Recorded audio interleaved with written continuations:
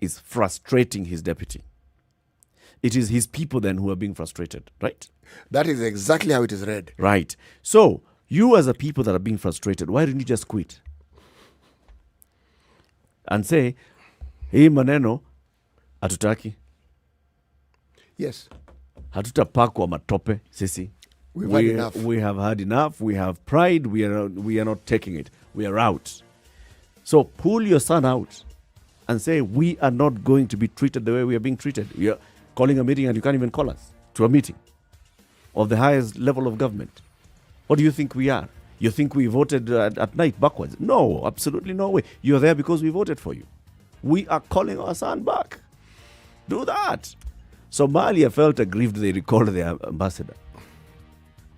So if you as a people feel that your ambassador is sitting there as a deputy president and the man is being pushed to a corner, he's not even being given 3 square meals a day, he's only being given water, recall your man. 26 minutes after 7. Let's take a break and we'll hear what you have to think about this. It's 26 after 7. We are live on KTN Home and Spice FM. This is Kenya's biggest conversation, The Situation Room. Keep it right here. We'll be right back.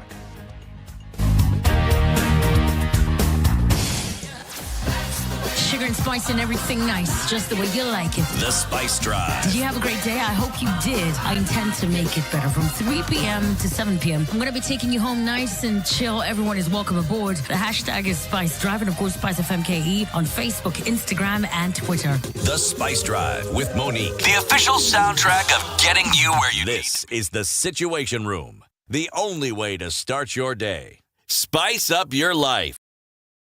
Spice FM. It's getting hot in here. Oh, everybody steals. It's better a thief who brings something small back. And I say to myself, there's no better thief. A thief is a thief, period. All those bribes, how much they're getting per year, how much inconvenience they're causing. As much as you call it a small case, it's worth it to be convicted. The truth is, we are a tribal nation. Because if we were not tribal, and I want to go back to this, you cannot continue walking around with a mug which is clean outside and it's rotten inside. We have become a Fuliza country. We have mortgaged our country because of debt. You've got one chef working and the assistant chef wakati anatakana koroge unga nini hayuko. This is The Situation Room. The only way to start your day. The weather with Spice FM. All right, so we're looking at clear conditions in Nairobi this morning. Highs of 28 and lows of 16. 10 degrees and clear in Nyeri. Highs of 25 and lows of 12. Mostly cloudy conditions in Nakuru. 15 degrees, highs of 28. 27 the high in Eldoret. 13 degrees and clear at the moment. 19 degrees, clear conditions in Kisumu. Highs of 29 and lows of 20. Kakamega is clear at 18. Highs of 28. 23 and mostly clear in Mombasa. Highs of 32. 31 will be the high in Malindi today. It's mostly clear at 23. Light rain in Kampala, highs of 28. And in Dar es Salaam, it's clear as well. 32 will be the high today. 25 at the moment. It's 28 degrees will be recorded as the high in Johannesburg today. At the moment, it's clear at 16. Cloudy conditions now in Lagos with that rain having stopped. Highs of 33 and lows of 25. And rain in Kinshasa right now at 24. Highs of 30 today. Back to lows of 24.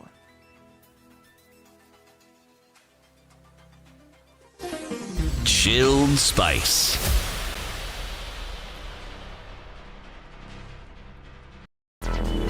Traffic. Okay, so yes, we do have quite some on Mombasa Road today, outbound. Kiambu Road is moving very, very slowly. 6 lanes there today, unfortunately, not moving as fast as you'd like it out onto Thika Road. Thika Road is slow, then the service lanes can actually be used today without much of a problem. At least it'll get you out without too much of an issue. So also let's look at the tunnel there at Pangani. It's also moving slowly as you get out into the city, and then coming out of Westlands, it's also smooth, not a problem here. You can use the bypasses of Eastern and Southern today, and also Red Hill is also looking good, guys. Let's see what it looks like in a bit. Uhuru Highway then into the CBD out towards Westlands, slow as well. Spice of MKE, talk to us on Twitter or text on 40127.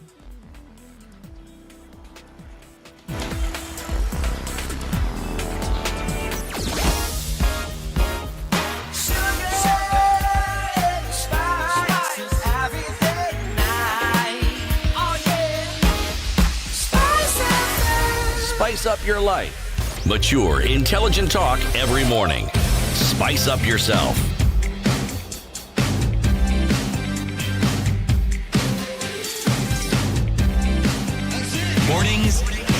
tonight. 94.4 Spice It's FM, 7:30. Nairobi. This is Kenya's biggest conversation, the Situation Room on Spice FM and KTN Home. Our live stream is now up, Spice FM KE on YouTube and Facebook and Twitter.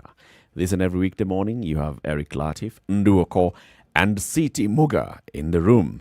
So this is how we are looking at what happened in State House yesterday. The president hosted the top leadership of his government, cabinet secretaries, chief administrative secretaries, and principal secretaries to a meeting to discuss this year's calendar year's projects as government.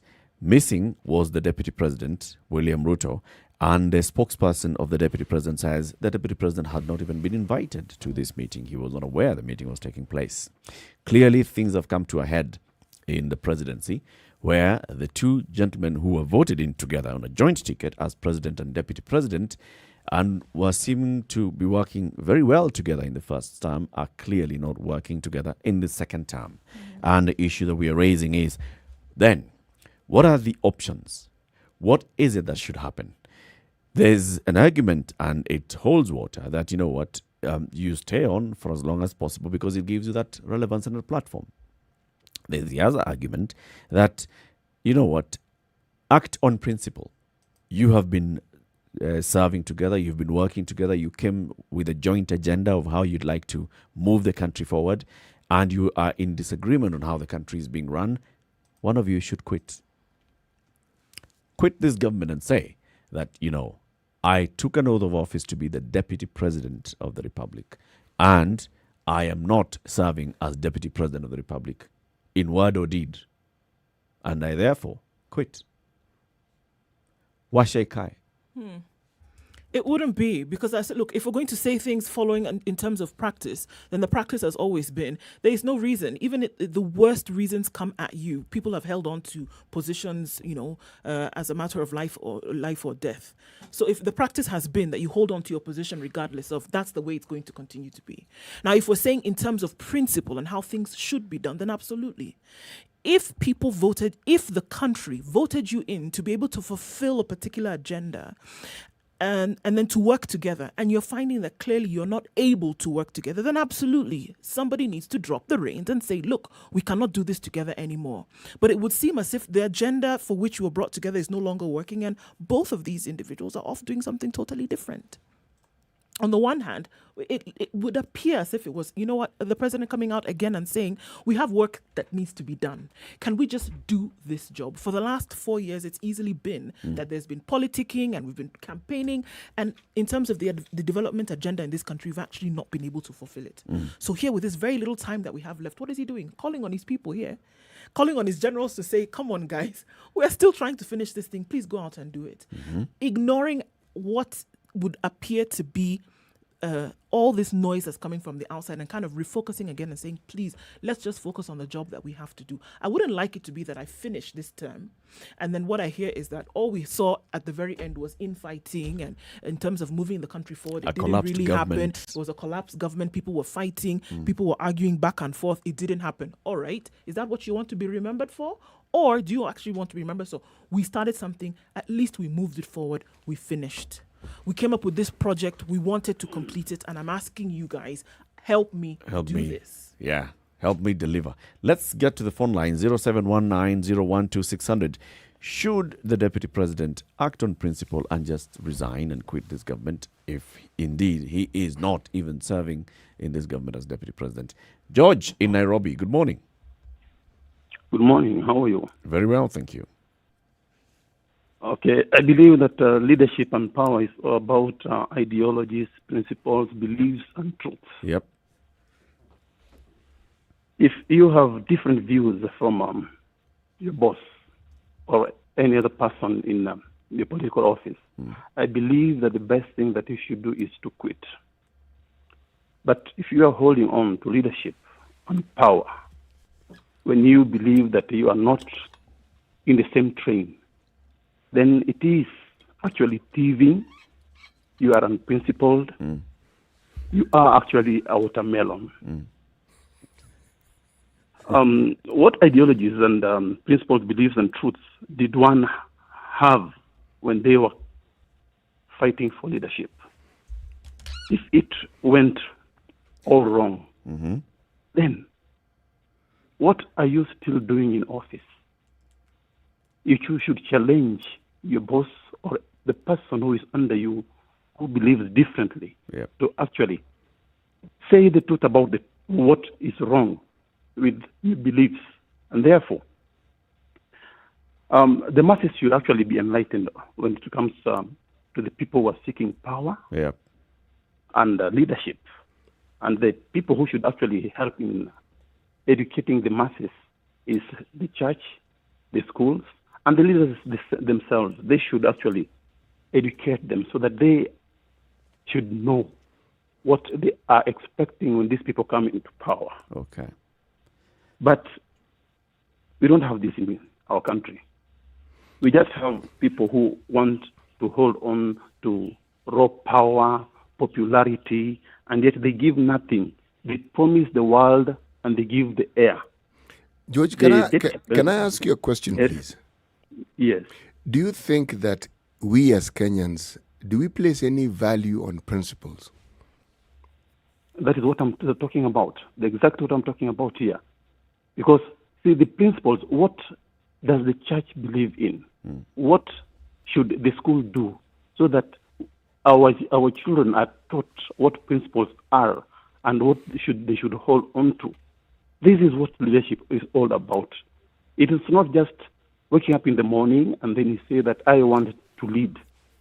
Leading using what ideologies, what principles? Yeah. You should quit. Thank you. Thank you, we George. respect people like, just a minute, please. People like Adolf Hitler. He believed in the Aryan. Trump believed in America. But was it a principle that was to hold these countries? The deputy president should quit. Thank you, George. Thank you. Yeah, going in Matu. Good morning. Yes, good morning. Today I'm calling from Nandi. Okay. I think the best option for Ruda is just to stay calm in that position. Wait for the right time. When is the right time? Because who determines the right time? The right time is when the parliament and the executive has been dismantled. Baka bunge ivunjwe. Because right now, we say the role of the deputy president is the principal assistant of the president. Yes. He performs the duties which is assigned by the president. Number two, he takes in charge when the president is not around. Yes. Now, at the cabinet meeting, the president was around. Yes. Is he deputizing at all? Yeah, gone. Truthfully speaking.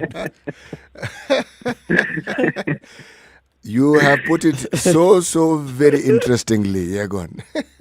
So because the president was around, he didn't have to be there. Yes, because he was around. Now we say the deputy president serves when the president is not around. He just meetings when the president is not around. But now the president was around. Okay. And the president doesn't need his opinions because as a PA, you don't advise your boss. You report to the boss. The boss asks you to do this and this, not you telling the boss that this is my opinion. As a principal assistant, you don't have the opinion about your boss. Yeah, go. Thank you. Thank you. Karaoke in Nakuru, good morning. Good morning to you guys. How are you? Good morning. Okay. Hello. Hello? Yeah, I'm saying. Yes. This is my opinion. You have said that the deputy president should quit. That's what you have said. Yes. And City gave a reference to when Karua was the minister during the executive. I did that. Karaoke, your line is not good. Just let's see if we can get you back in a better line. Boniface Wanjala, good morning. Good morning, sir. How are you? Very well, thank you. How is Kitengela? Kitengela is so nice. Okay. I'm happy to listen to you people. Very good. We're happy to have you. Yes. Now you are talking about a very interesting topic. And actually, this is Kenya. We are used to a situation where the boss is always right. Yes. But how about the case where the boss is doing wrong? Uh-huh. you find that, like in ODM, for instance, if you go against the party position or the boss, then definitely you are put out of the party. Any junior person, like when we saw on Honorable Asha Njumo in Mombasa, she went against the party or the leader. She was supposed to have quit the party, but there's no problem. When we come to Raila now himself joining hands with the president, we assume that the situation is okay. How about, but when the juniors are doing the otherwise, like somebody shooting himself with the deputy president, it's a crime. That is double standards according to me. Yes. Now, if the deputy president, actually between the deputy president and the president, who went against the party principles, the deputy has gone on being allegiance to the party and fighting for the Big Four agenda. But the president is singing the tune of Raila, and Raila is singing the tune of the president. But we are only saying... Could you expound a little bit on this? Because I don't know, and give us examples of where the president hasn't been talking of the Big Four agenda, and yet it's the deputy who's been speaking of it. Could you please elaborate and tell us where this has happened? Pardon, please? Examples of when the president has abandoned the Big Four agenda. Yeah, could you have can you tell us any example? No. Big Four agenda is part of the Jubilee thing. Yes. And they are singing the same tune, the deputy president and the president himself. Okay. And you find that the president is leaning towards the former prime minister. And the former prime minister is leaning towards the president. Okay. This Jubilee. Now you find that there is a conflict of interest. The deputy president has not leaned towards any other party, but he's stuck actually to Jubilee itself. Okay. Yeah. So to me, these are double standards, and I believe that. So as a man of principle, if you were the deputy president and this is happening, what would you do? No, personally, I could say that I'm going to fight from within. You know, when in Kenya, when you fight from without, you will be driven to the periphery, actually. Okay. Yes, that's how I think it should be. Thank you, Boniface. We hear you. Okay. Let's hear from Anthony in Mombasa. Good morning. Good morning. How are you? Good morning. Very well. Gentleman and lady. Yes. Gentlemen and lady. How are you? Anthony, how are you today? Nzuri sana. Asante. Mombasa is a bit shiny, cool. Hakuna joto mingi. Tunajienjoy tukichapa kazi. Good thing. Let's apply principles here, Anthony. Yes. The other day you people were giving a very good example of the marriage. Strong marriages. The winners in any marriage is someone who starts strong and principled. Yeah. When the husband starts hanging and doing other things, a wise woman does not leave. She takes them. She waits, holds on, so that she can take the mantle of her house. The deputy president, I've never heard him at any time disrespecting his boss. And he has categorically said it. Whatever the deputy president does is going around meeting the people, talking about the four big agenda, and in the part of it, he tells people 2022 is coming. Remember, I'm the man for you. What is wrong in that? Absolutely Where has he done wrong? You look at the president. Let me ask you, Anthony. Yes. The people who voted for this duo, Uhuru Kenyatta and William Ruto. Yes. They expected them to work together. Exactly, like they did in the first 5 years. Right now, are they working together? Yes or no? No, they are not. So, if they are not working together, are they then delivering the pledges and the service that they pledged to deliver to the people who voted for them? And the rest who did not? As a team, they are not. So then, on They are principle, not delivering. should they not just part ways?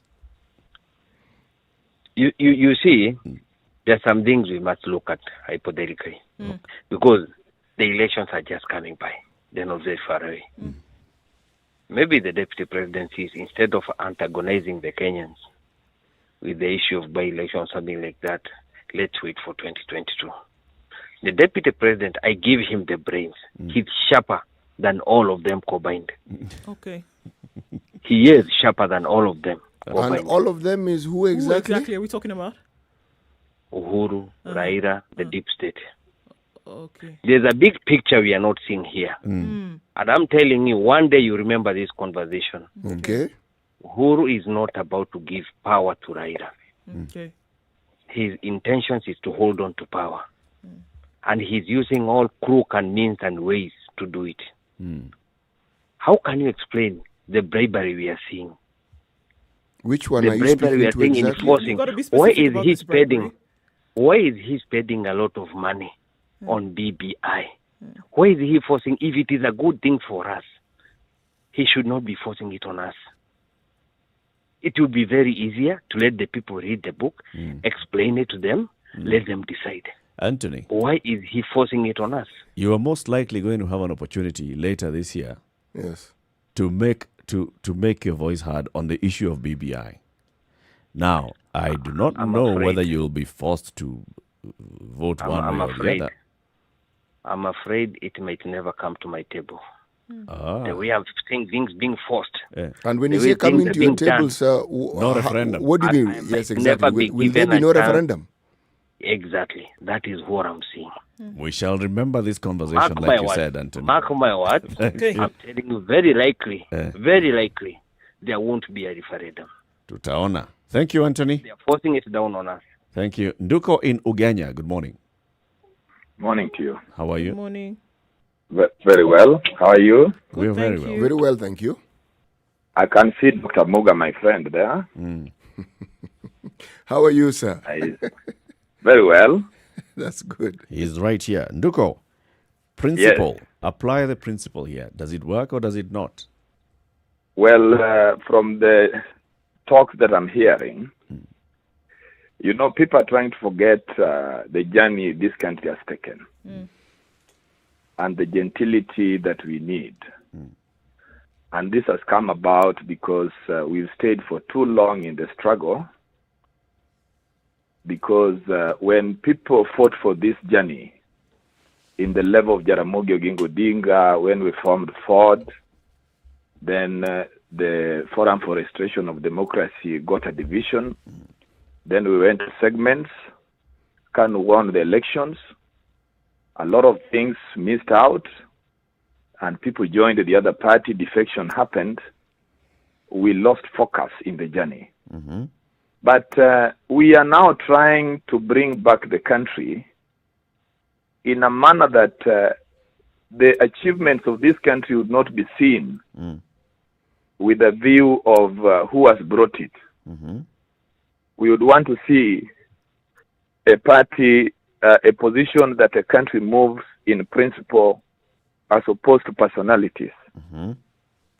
Because right now, Kenyans tend to believe in personalities and the people around their region, which is not helping this country either. And this is why we end up even with a parliament that has no position of the constitution. When people are discussing issues, policies are driven by what the leaders want to believe on, not the question of prosperity of the country.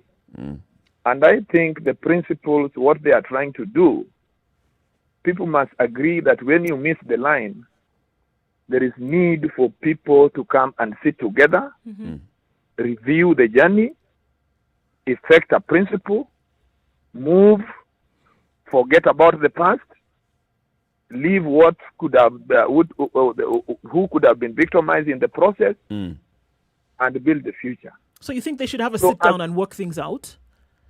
But you see, when I believe the people sat down, because I want to tell you one thing, I've been in politics longer. And having been in politics longer, we have also developed a scenario where now we talk through the party leader. And we believe that even Honorable Ruto, who is a genuine person, as I know, and he has also performed, but he's forgetting that he also has a history that people would not want to visit. As much as he speaks, he has a history that people may not want to visit. So, would want to see a changed person. As things stand right now, Nduko, Yes. you're saying you believe maybe they've even had a sit down and they've talked. If everything else seems to have failed, they are not sitting down, they are not talking, should they just continue operating like this? A cabinet meeting is happening in one area and you are not part of it? I think one thing that is losing grip in this country, we tend not to have good elders. We are failing to have good church leaders. And we are failing to have good businessmen who run the economy of this country. They are either living in fear or they have refused to do their role. Because the leadership is not based on people who are elected only. At least the leaders, the elders need a good environment. That is when they leave to see their creator, they would have left a position of a generation that is coming up to inherit the country. Okay.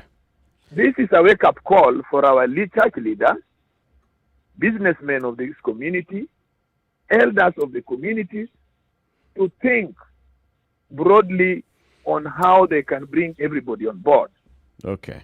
And on the question of cabinet and who attends, sometimes we are exposed to a position which is not the making of the ordinary Kenyan. Sometimes is the position where has that leader gone into that meeting and he was blocked. I remember there was a time when the National Day was being delayed. And if you remember, for those of us who are watching, this is a function that was done in State House grounds. The deputy president arrived and everything was stopped a little bit and there was a disconnection just to accommodate him. This is something that we have watched as Kenyans. So he should have attended. He attended. So my position is one. For the politicians who are advising any of those leaders, please let us be proactive. Okay. It does not pay for any politician to be a sycophant. It will go down with you. People have made generational changes. There are people who have made benchmark in this struggle. They have never been members of parliament. They are not anything. Some of the young people who struggle for this nation, some of them have not even gotten employment. Yet some people who just came the other day think that now, because of the sycophancy that brought them in the negotiating table, they can now make this country lose focus. We must accept that we have had problems. Our problems is political. How do we bring it on board? We hear you. For a good reasoning. We hear you. Whether you have your vote, people respect you, that is now not because you cannot live alone. That's true. You need others to progress. Thank you very much, Nduko. We hear you. We hear you. Thank you very much for your contribution and your call this morning. We thank you very much for all the calls. Time for us to take a quick break on KTN Home. The conversation continues right here on Spice FM. Okay, 0719-012-600. Keep it right here. This conversation continues. Spice FM. Spice up your life. This is the Situation Room. The only way to start your day. Spice up your life. All right, just before we come back in, there's Julius who's on the line. Julius, Justus, good morning. Hey, good morning. How are you? Very well. I'm enjoying the conversation and it reminds me of Miguna's I'm not boarding. So why does it remind you of Miguna's I am not boarding? The opposite is almost happening here. The DP is saying, I'm boarding. I'm not unboarding. I'm not unboarding. And I think on a positive note, his refusal to unboard, quote unquote, is a demonstration of the progress we have made. Like CD keeps saying that our constitution has helped us make some progress. Remember, in the previous one, you served at the pleasure of the president. Yes. So we may not have been witnessing these shenanigans. You could have just been kicked out in our 1 o'clock announcement. So this is, for me, it's a positive. In other words, you can essentially refuse to onboard and officially utadu. So that is a positive.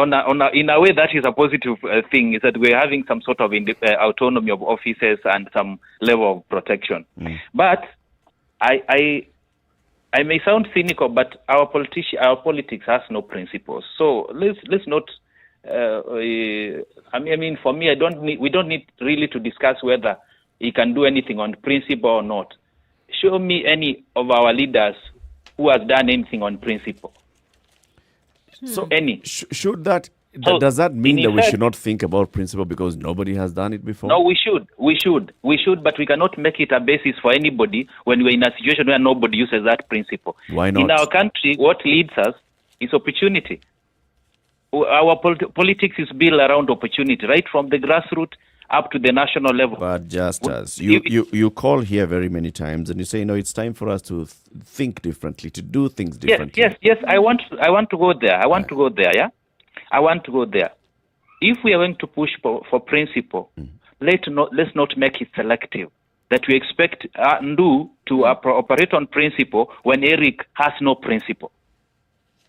It doesn't make sense. So if we want to push for politics of principles, then let's make it full board. So how is that? Then how does that come about, Justice? If you're saying that this is the way it ought to be, there must be that block that you start with in the very beginning and say, this is what we are picking up and we're starting with this one. How do we do that? And that's, I think, the question that plagues a lot of people. Because I don't think it's for want of knowing that there's something wrong. But I think a lot of people are a lot, even I dare say, even in that leadership, to say, all right, where do we start from actually? My ideal starting point actually could be the grassroots.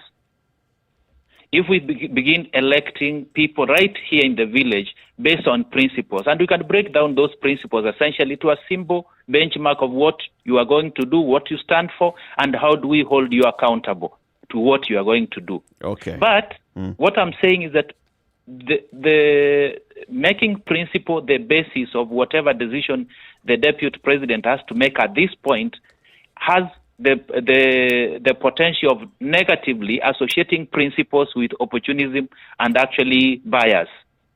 And that will disabuse the idea of principles completely, because people will see principle is what you pull out when you want somebody to be just from an office.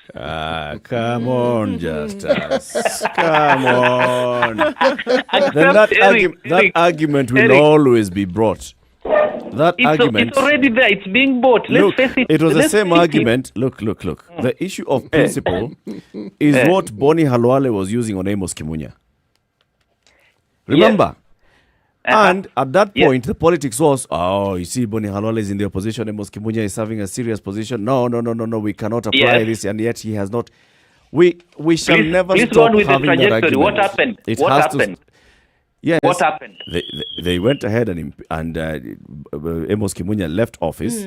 But the issue is he's back, yes. But the issue is the principle should have been something has gone wrong, you step aside. Now, our constitution has those principles, Eric. And even we as a people have principles, just as. Look, our failure to follow the basic principles laid out in the constitution is why even, let's say, as you said, the gentleman you mentioned is back. And therefore, his past is essentially a justification of bias because he's back.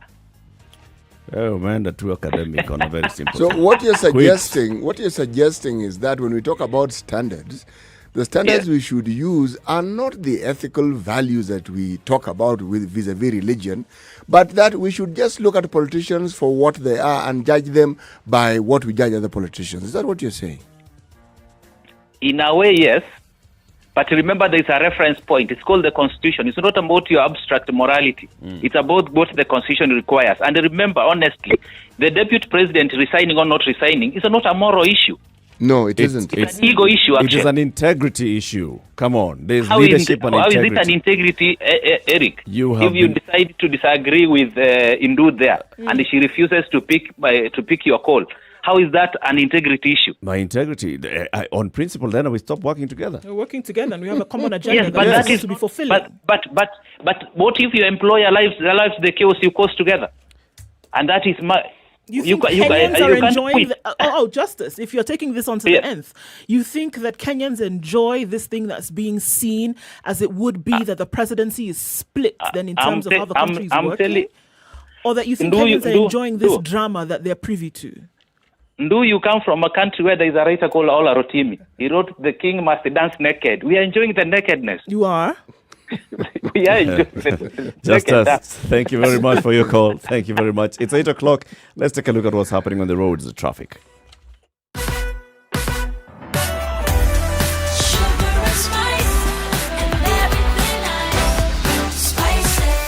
Spice up your life.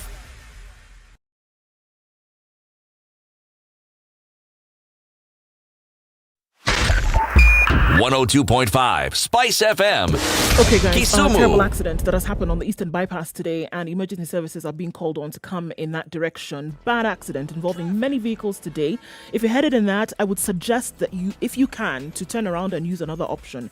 Headed towards Kamaki's on Eastern Bypass, towards Ruai. That's where that accident has taken place this morning. If you were looking at Eastern Bypass as an option this morning, please rethink this. So again, an accident that has happened on that road today. If you don't need to be in that area, please avoid it. And if you're headed in that direction, please be aware that that's what lies ahead. And if you can't move, please do. Kiambu Road is still bumper to bumper. Trying to join Thika Road today is still a mess.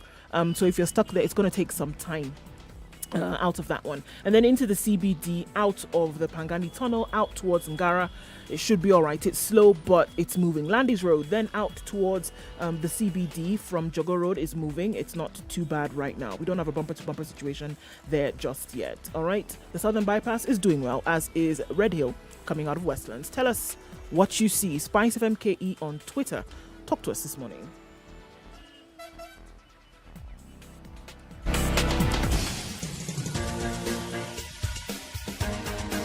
This is The Situation Room, the home of hard-hitting political commentary and penetrating insights about the state of the nation. This is a talk radio experience like no other. The Situation Room, a place for hard truths, debates, and elevated conversations. The Situation Room, witty, political, engaging, deep, controversial. In the room, we have C.T. Muga, researcher, academic, seasoned political observer, a fountain of wisdom in these politically uncertain times. Ndu Oko, Nigerian by birth, Kenyan by choice, communications expert, Pan-Africanist, a truth seeker and believer in people power, and Eric Latif, agent provocateur, the man in the chair, seasoned journalist, news hound, a man who believes in punching up, not down. This is The Situation Room, the only way to start your day. 3 minutes after 8. This is Kenya's biggest conversation. It's The Situation Room. We're live on KTN Home, on Spice FM, online, Spice FM KE, on YouTube, on Facebook, and on Twitter. So let's begin this hour, CT, with the day's proverb. A camel cannot make fun of other camels' hump.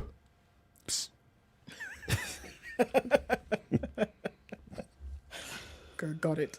A camel cannot make fun of another camel's... Of other camels' humps. Okay. Yes, if there's camels, if there of another camel's hump, it's singular, but the moment the camel is in the plural, so are the humps. So are the humps. Got it. Because they tend to go with the camel. Okay, we hear you. It's not a detachable component of the camel. Okay. Part and parcel of the whole.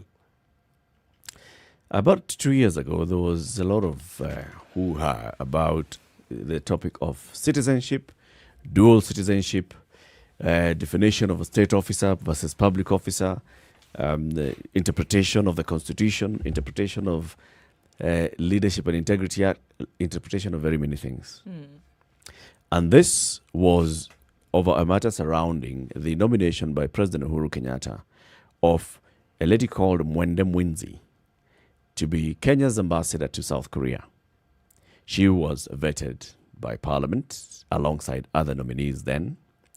Other nominees were approved by the National Assembly, apart from this one, where the Defense and Foreign Relations Committee, which is the one that was vetting the ambassadors, came back with a report and said, so this is what we understand. We understand that Mwenda Mwinzi was born of Kenyan parents in the United States of America, and she was therefore an American citizen by birth.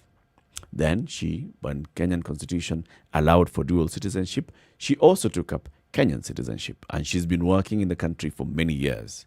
However, we recommend that before taking up this, we are okay with her being appointed as ambassador to South Korea.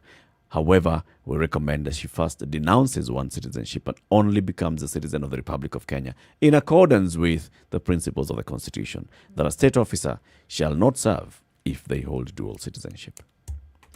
This report by the Committee of the National Assembly was approved and adopted by the whole House, and that is why the National Assembly did not approve the nomination of Mwenda Mwinzi as Kenya's ambassador to South Korea.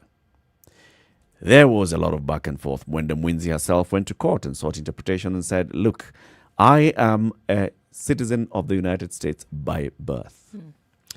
2, there's nowhere in the Constitution where it says that an ambassador is a state officer. So I should basically be allowed to go ahead with this. There was a ruling that was issued by the court, and the court said, first of all, okay, looking at the Constitution, there's a provision in the Constitution which says that the issue of dual citizenship and people taking up state office shall not apply, A, to judges and some other officials, and B, to people who took up citizenship of another country and they cannot denounce the citizenship of that other country. If you have dual citizenship and the citizenship of that other second country does not allow you to, let me just read it for you, Cindy, so that you get it. Okay. So that the dual citizenship does not allow you to leave that position, then you can still be appointed as an officer. I will get it shortly. Article 78 of the Constitution, citizenship and leadership. A person is not eligible for election or appointment to a state office unless the person is a citizen of Kenya. 2, a state officer or a member of the defense forces shall not hold dual citizenship. This is the Constitution.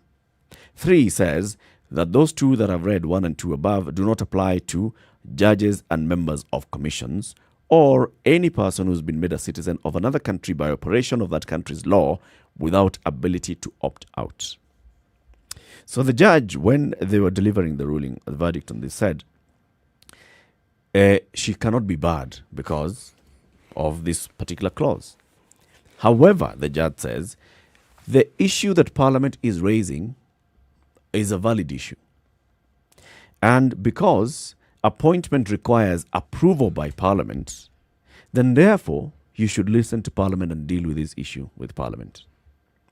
That matter went quiet. COVID came. COVID did what it did. We forgot. We started dealing with my fellow Kenyans and behaving abnormally. Ghafla bin Hu, the other day, pictures emerge of Mwenda Mwinzi presenting her credentials to the President of South Korea and being accepted as Kenya's ambassador to South Korea. Yesterday, there was an issue in Parliament with members of the National Assembly saying, wait a minute, as far as we are concerned, records show here that this House did not approve the appointment of this lady as Kenya's ambassador to any country, let alone South Korea. So how did the executive go ahead without our direct approval? And that was the issue. And that is the issue that I want to pick up this morning.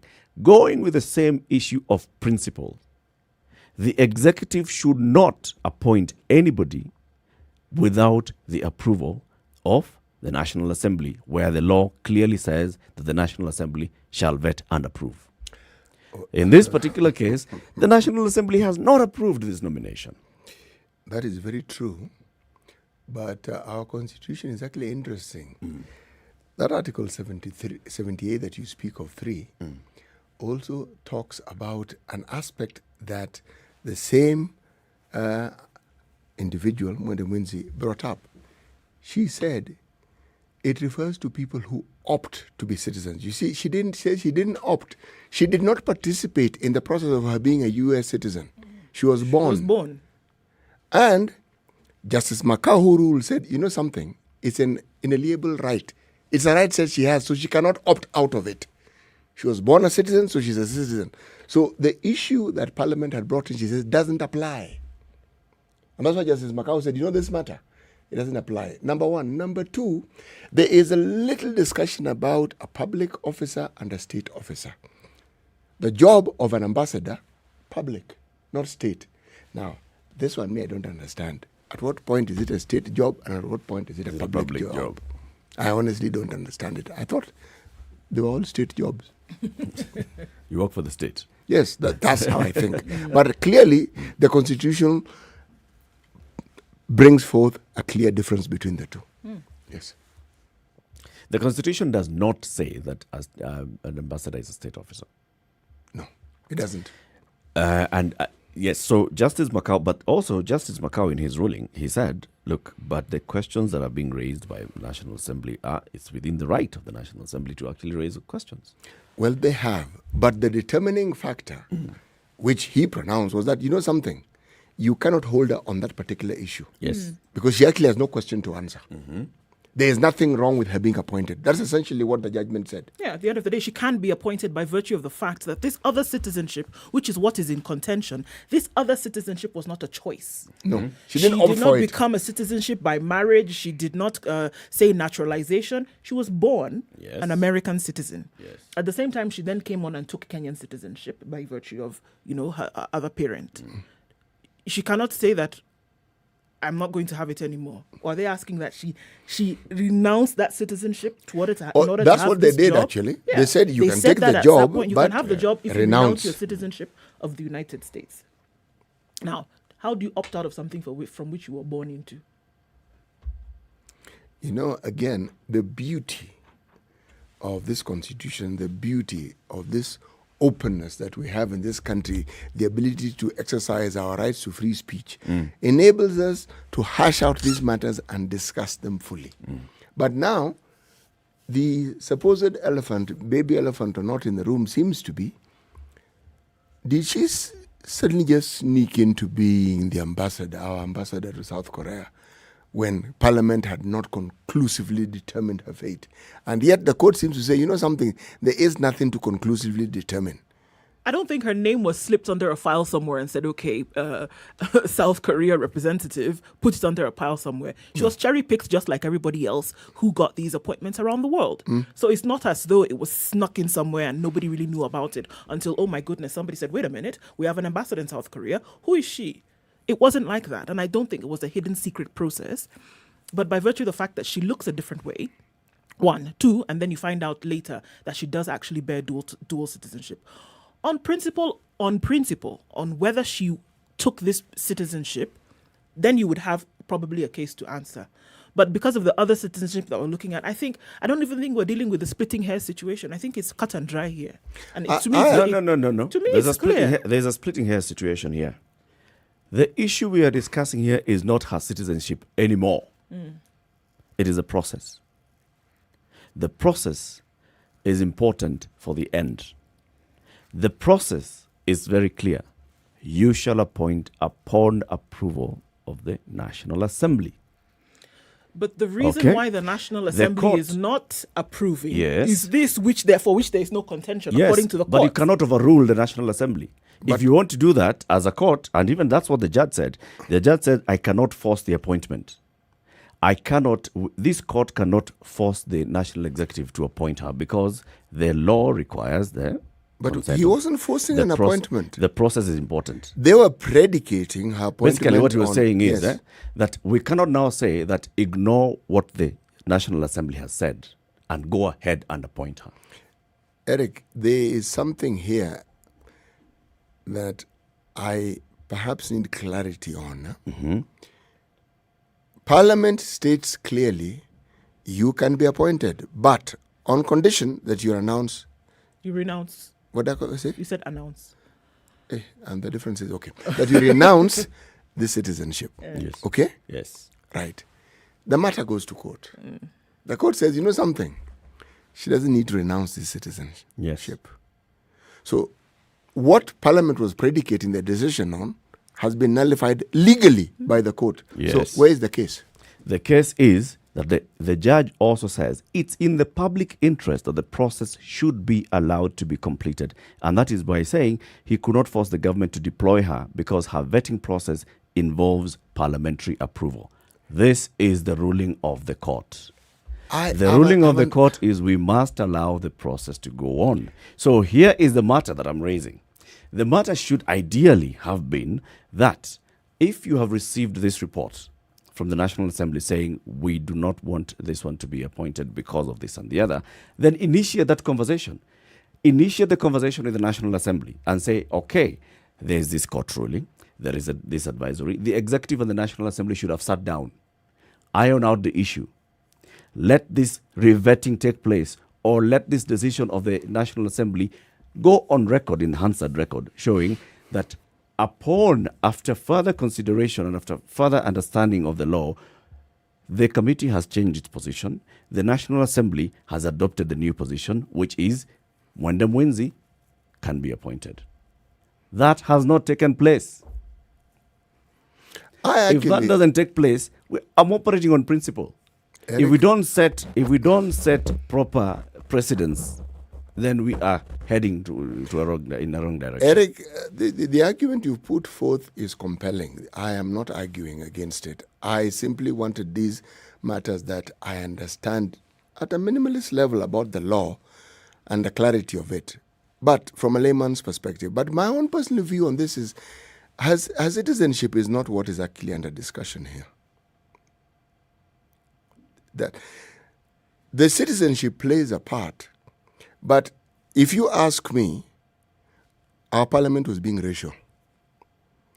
She was being picked on, and I'm choosing my words very carefully, because she happens to have a color that is not typically African. She looks different. Yes, she looks different. She can be called Mwinzi. What's the full name again? Mwende Mwenzi. Fine. It's a name that resonates with our country. But U.S. citizenship on this person, nah, we can't have this person representing us. I would have liked to see if Mwende Mwenzi was a person who was clearly Negroid, as in looks like a typical African with that name and with a U.S. citizen. We would not have had this hullabaloo. Whether this discussion would have taken place, and I'm saying it wouldn't have. That's what I'm saying. I am saying that what the issue here was, surely, is this person a Kenyan really? No, this person not a Kenyan. Okay, her father, no, not Kenyan. And take the citizenship, use it as the cause, bring forth the argument. That is my view. Our parliament was being racist.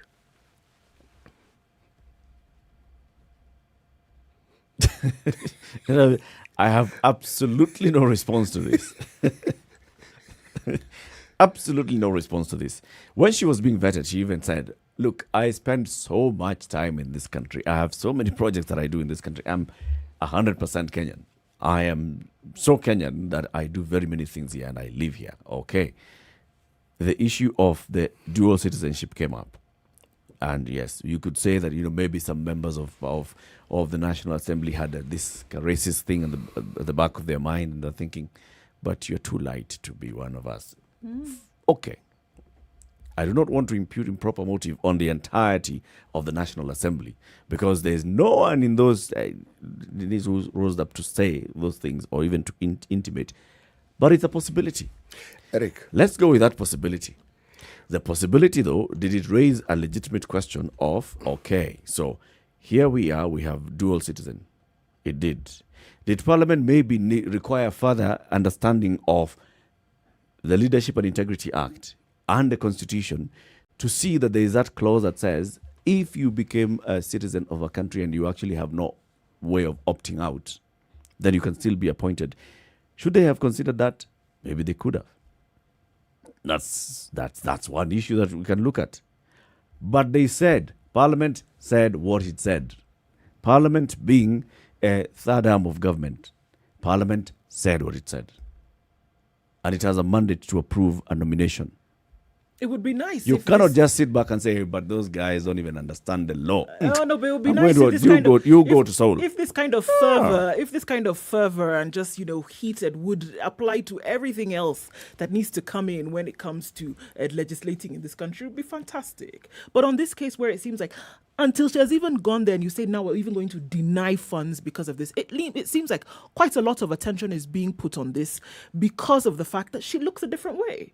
Truly, if she... I think we're just picking on something of looking a different way. I think we're just picking on it. I think also on the other side, it's just being picked on like that. For example, for that sake, I think it's being picked on the other side truly for the same reason.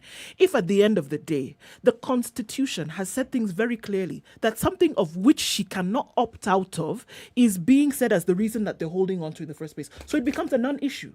But still, you refuse to go through the process. Like you said, the judge did not say you cannot complete the process. So why didn't they complete the process? If the very bone of contention doesn't exist anymore, why not complete the process? If you went to the judge... What do you mean complete the process? So that's the question you should be asking of the executive. Why didn't they... No, why didn't Parliament complete the process? Parliament had completed the process by the time all this ruling was coming from Justice Macau. Parliament had already done its bit. It had said no. Yes, on account of... On account of this, which according to Justice Macau, then it's not an issue anymore, and that was cleared. Fine. You cannot hold her on that. So if on that account the process was completed, you must come back then. Who brings it back is the executive. The person who's holding the ball at this point is the executive. You have the report of the National Assembly.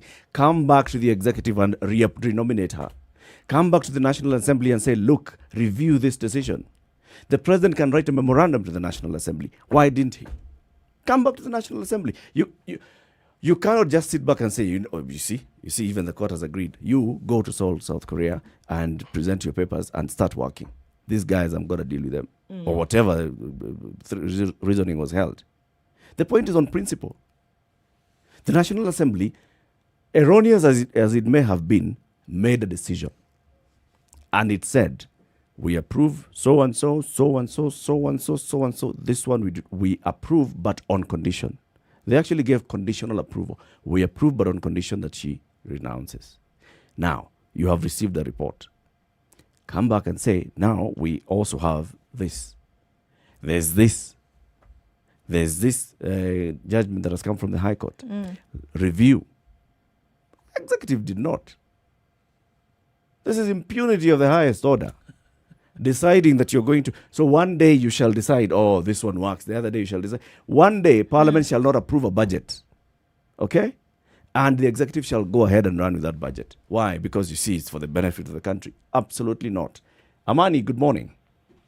Good morning, Eric. Good morning, Du. Good morning, CT. Amani, good morning. Thanks for the great conversations. Thanks for the great conversations and the great debates. They help us a lot in understanding a lot of issues, so thank you. Asante. Now, just 2 points, if I may, please. Yes, go ahead. On the last conversation you had about the principles of political leadership, etc., I just have one comment to make, if I may. Yes. And that is, I think the issue is about lawlessness. If the president and the DP are having a fight, that's their business. As far as we're concerned, the Constitution, the deputy is the PA. So can the president please make his PA busy on the 4-point agenda, make him run around and do that work, otherwise impeach him. Period. We don't need all this noise. Okay? It's not helping anybody. It's not doing anything. So can we just get to work and get things done? Okay. All right? Because that's the right the president has over his deputy. Yes. And if the deputy refuses, then that's a different thing. We take him to the impeachment. He's refusing to work. Period. Okay? As that's how I see it. Now, on the issue of this lady who was appointed, again, to me, it's a matter of lawlessness. Because if the Constitution is clear that you cannot have dual citizenship when you're doing state jobs, which they are, state jobs and public jobs, then you need to renounce your other citizenship. Americans, or not always, but many Americans are renouncing their American citizenship. They do it all the time. So it is a fallacy to say she cannot renounce it. They do. They do it. It is a standard procedure. And as you said, Eric, I truly am behind your argument. Due process, which is part of the law, needs to be adhered to. Otherwise, we have lawless situations at all points. You ignore the law, you ignore the process, you ignore the conclusion. We are simply lawless. That's true. Amani, thank you very much for your contribution. Thank you, Eric. Thank you, CT. Thank you, Du. Go on with your good work. Thank you, Amani. Thank you, Amani. Asante. Okay. 0719-012-600. When you come out of this break, we'd like to hear what you think. Amani says, this is being in a situation of lawlessness where, decisions are made without regard of others that have been made elsewhere. 25 minutes after 8, we are on KTN Home, on Spice FM and online. Time for a break. We'll be back shortly. It's the Situation Room, the only way to start your day. Spice up your life. Spice FM. Hey, it's getting hot in here. The media has greatly contributed to the moral rot that we experience in this country. I remember a senior politician telling me, point blank, nobody steals in the field, it's stolen in the granary. So my friend, if you're going to win an election, jipange kwa granary. I think we are suffering from Stockholm Syndrome. Our violator and abuser is also our redeemer in our mind. The whole political class, the whole political institution is rotten. It is based on ideals that cannot progress our country forward. This is the Situation Room, the only way to start your day. The weather It's with 70 Spice degrees and FM. partly cloudy in Nairobi. The sun will come out later, though, and it'll go to highs of 28 today. The highs will be 25 in Nyeri, partly sunny at 14, 17 degrees and mostly cloudy in Nakuru this morning, highs of 28, 27 the high in Eldoret, sunny conditions through today at 18, 21 degrees and sunny in Kisumu, highs of 29. It's 28 will be recorded as the high in Kakamega today. It's sunny at 21.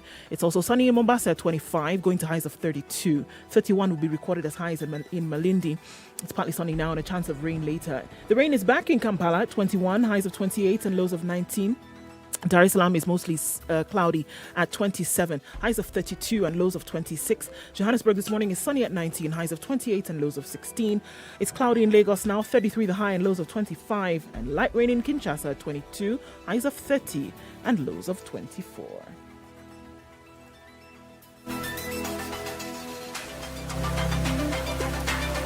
Spice FM. Spice up your life. Traffic.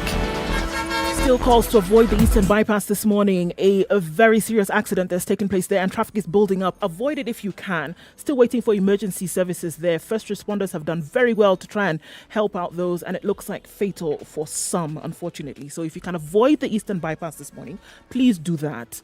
Traffic has built up quite some. And this is, if you don't know why you're stuck and you're somewhere beyond that, that's what's going on. All right. There's been another accident right around the Kenyatta University on Thika Road. And so that slows things down a bit as well. It's that Friday, guys, and we're asking you please be extremely careful. Construction continues along Uhuru Highway out through to Westlands. And so that stops things, especially around Chiroma. We have a buildup of traffic there as you try to approach Westlands. So please know that is what is there. Coming outbound, though, you should be able to use the Red Hill Bypass without too much of an issue. Ngong Road looks good, as does Langata Road. Coming into the CBD via Landis Road also looks good. Spice of MKE on Twitter. Get in touch.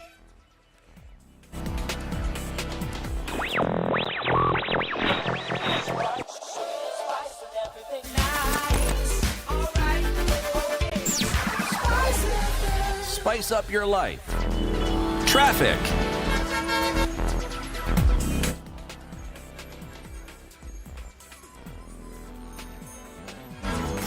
Are you ready?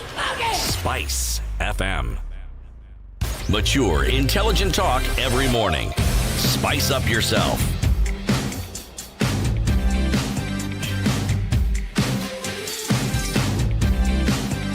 Mornings done right.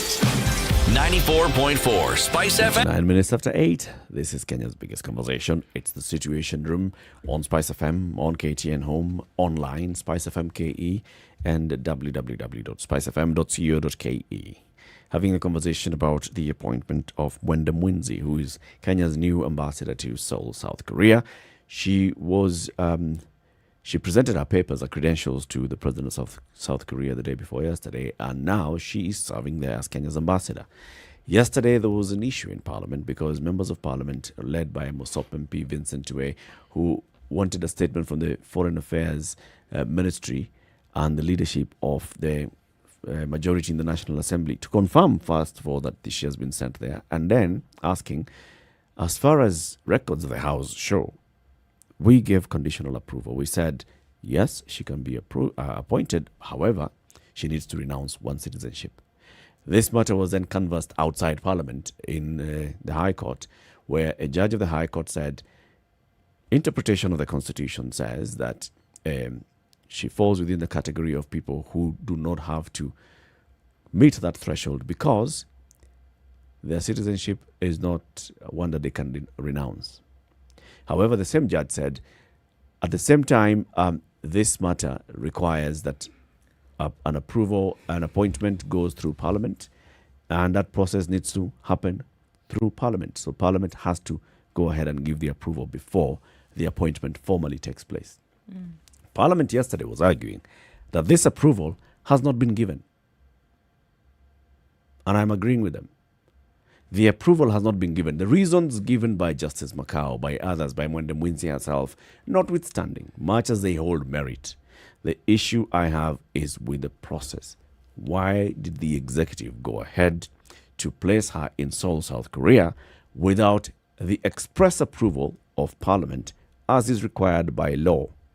Constitution, no less.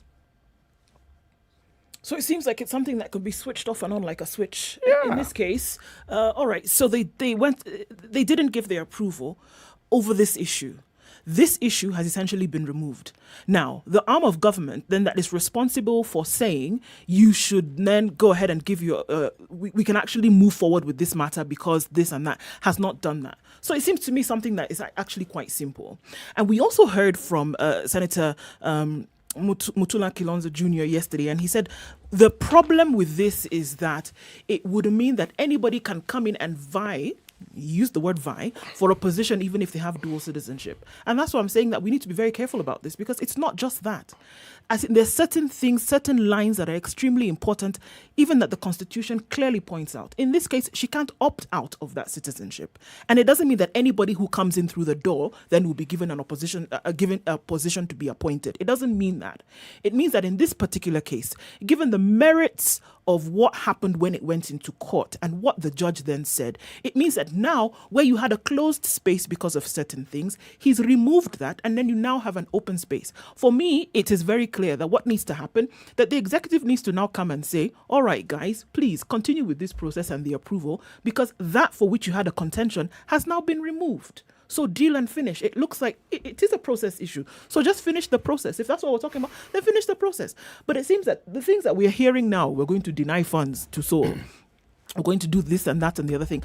I wish as much attention could be accorded to other things that needed attention in the government. But in this case, it looks like requires attention. You see, I'm wondering why this thing became an issue to begin with. In the first place.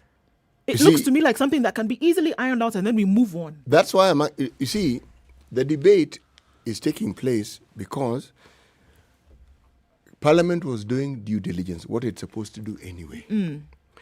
The court waded in, okay, because the matter was taken to court. To them. They gave us the opinion and they said the process must be completed, all right?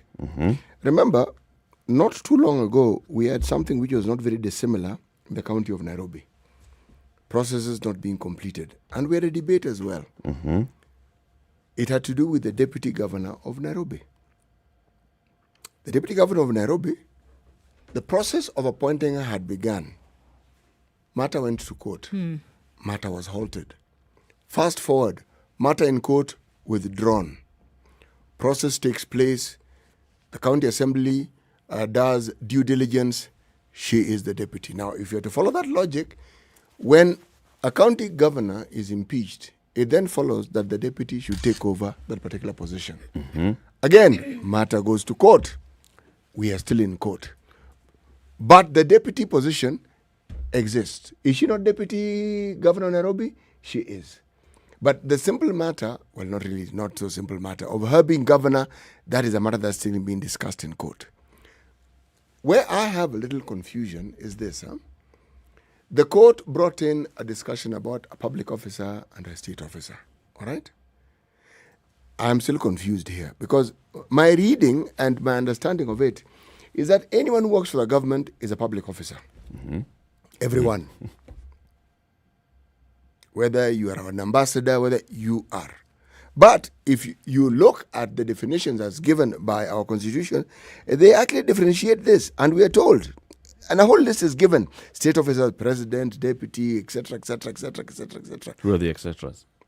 Ministers? The etceteras, cabinet, members of parliament, state officers. Okay. But they are also still public officers. And yet, we are also told that not all public officers are state officers. Okay? So, who are these? Yeah, not all public officers are state officers because you've been told who the state officers are. But all state officers are public officers. Yes. Okay. You see, ambassadors are not in that list of state officers. No, they're not. Because they work for commissions, and the Constitution very clearly says that those who work for commissions... No, they don't work for commissions. High commissions? No. Which commissions are we talking about? Commissions are like commissions, National Police Service agencies. Commission, those constitutional commissions. They are not, but let's hear from Godfrey as we continue the conversation. They've not been stated at all. Yes. They've not been mentioned at all. They've not been put in that category of you should be here. But I think they should. Godfrey, good morning. Yes, please. Good morning to you. How are you? I'm very fine. Huh?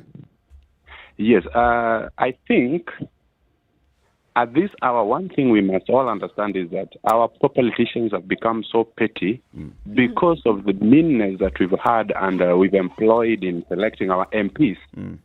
Because you see, if you check on the track record or the profile, the CVs of our MPs, most of whom actually are not qualified to be politicians. Because in issues in the parliament, and like you can remember, it has been in our public media that for MPs to pass some issues, they've got to be induced in the toilet. So at this hour, I think I'll give it to the executive because if Judge Mutua did bring a verdict that Mamakao that there was no substantive issue to warranty her not to take the position, then legally that is clear. And you see, the parliamentarians are supposed to operate within the confines of the law. Whatever they are to do sets a precedence within the law. Because, remember, they are not the powerful people here. They are our representatives. They are exercising the sovereign powers of the citizens. Yes. So at this hour, we must then go by what is right legally to set precedents, even for the common mamambogas and the common people that will be given such preferences tomorrow. We should not just give it to the politicians to take their way, because at the end of the day, then I want you to consider cases like the case of Miguna. When actually Miguna was exercising his own rights, what happened? He was curtailed, he was suppressed, He suffered many injustices. Had it not been for the Canadian government, he would have died, for sure. And everybody knows that. Because it is the country, it's our wrong rogue officers who came in now to thrash him against the court orders. So I think the other thing that... so here you support the executive in this particular case, ignoring the National Assembly. Yes, I do. Because but you do not support the executive ignoring the courts in the case of Miguna. Because of bipartisanship that has been shown by the parliamentarians in driving our agendas. They have not been objective in most of the discussions. And I want you to remember in this particular instance, there is a moment when the parliamentarians decided to add the increment. Do you remember that? Yeah. Did they allow us also to have an input? They saw the package was good for them all, and then they carried the day. There are many arguments. Thank you, Godfrey. Thank you. Thank you very much. Zachary in Nakuru, good morning. Oh, good morning, guys. Morning, Zachary. I hope everyone is happy. We are. And let me announce to you that yesterday you announced the prospect of inviting me there. When I went back home and I announced the news to Kinawaizira and the rest, they tried to lift me up and they celebrate, But then my weight actually prevented them and they complained. So, wait until you come. We don't know what they'll do to you. Yeah, you should actually, it was a good idea and I thought about it, and you should invite the common Joe, that is me and the rest, We'll invite the common Zachary. Now, let's talk about this issue. Now, the issue you are discussing about is like this. I don't know whether, Eric, you have been given a position of power. By let me use my example. Yeah? I was once made the chairman of a certain cattle dip in a village somewhere, you know. The power got into my head, okay? Mm-hmm. So I would like kind of note, oh, that lady is cute and she's well resourced, and I would just come one morning and say, oh, I want to go and benchmark what the other cattle dip way back of the side of the village does, yeah? And therefore we would make a trip, which was fully funded by the neighbors, okay? Mm-hmm. They owe unto you if you tried to reject or to oppose that.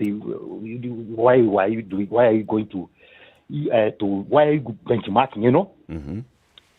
And let me tell you that when power gets into a person's head, yeah, it's only God who can salvage the people. I mean, his or her subjects. Okay. Mm-hmm. I once said the statement, "Mpede msipede." Can you remember me? I think when you started, you know, that thing spoiled everything, okay? Because it eliminated the chances of dialoguing. So in whose head is power over nesting here? I think my guess is as good as yours. Because I told you that in our culture we do not mention names, yeah?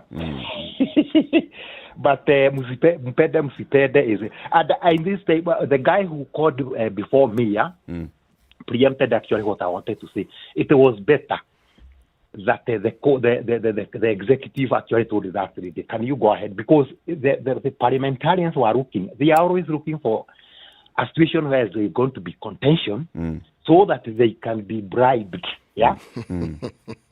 So at the end of the day, that guy who is fond of this, the phrase "Mpede Msipede," it is his wish and his way at the end of the day, okay? That carried the day. And you support that? I don't. Let me say I don't. And I'm crying. I'm waiting over our like Mr. Muga would tell you that somebody said there that we have fought for this kind of freedom that you know, we are exercising right now. Even you guys, the way that you are talking there, plus so many other radio stations and TV stations and the print media, people have died. Mr. Muga can tell you that. People have died. And when we see this success being diluted by somebody who has never even known that one may lack even food to eat, yeah? Some of us are telling our God, can you come? Can you come and save this situation? Actually. Thank you, Zachary. Let's hear from John in Elbaga. We are going to have a good day. We will. Thank you. John. Thank you, guys. Good morning. Morning, all. How are you? We're fine. Yeah, let me start by saying I'm not holding brief for Parliament for obvious reasons. But let's try and understand why the way Parliament, why they were thinking that way.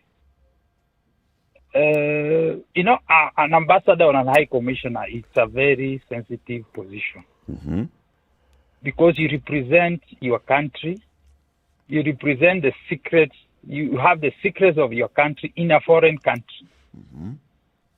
And when this issue came up, I tried to look around if there's any other country in the world that allows the ambassadors or high commissioners to have dual citizenship, and so far I have not found even one. If there is one, tell me. But I've not found even one that allows the ambassadors and high commissioners to hold dual citizenship. And it's for obvious reasons. So it's just like those other positions mentioned in the Constitution, that you cannot have dual citizenship. There are reasons why they say you cannot have dual citizenship while you are in the army. There are reasons why they say you cannot have dual citizenship while you hold certain positions. And I think an ambassador and high commissioner it is the same reasoning. You're a direct representative of the president and the country. And the country. So, if you are holding dual citizenship, now the question comes. There is a chance. Somebody said during that debate, in case there is a debate somewhere in South Korea, and the American ambassador is there, a Kenyan ambassador is there, and you are there as a Kenyan ambassador or a high commissioner. is there a chance that you might be swayed because you hold this American citizenship? So that instead of looking at the interests of Kenya, is there a possibility?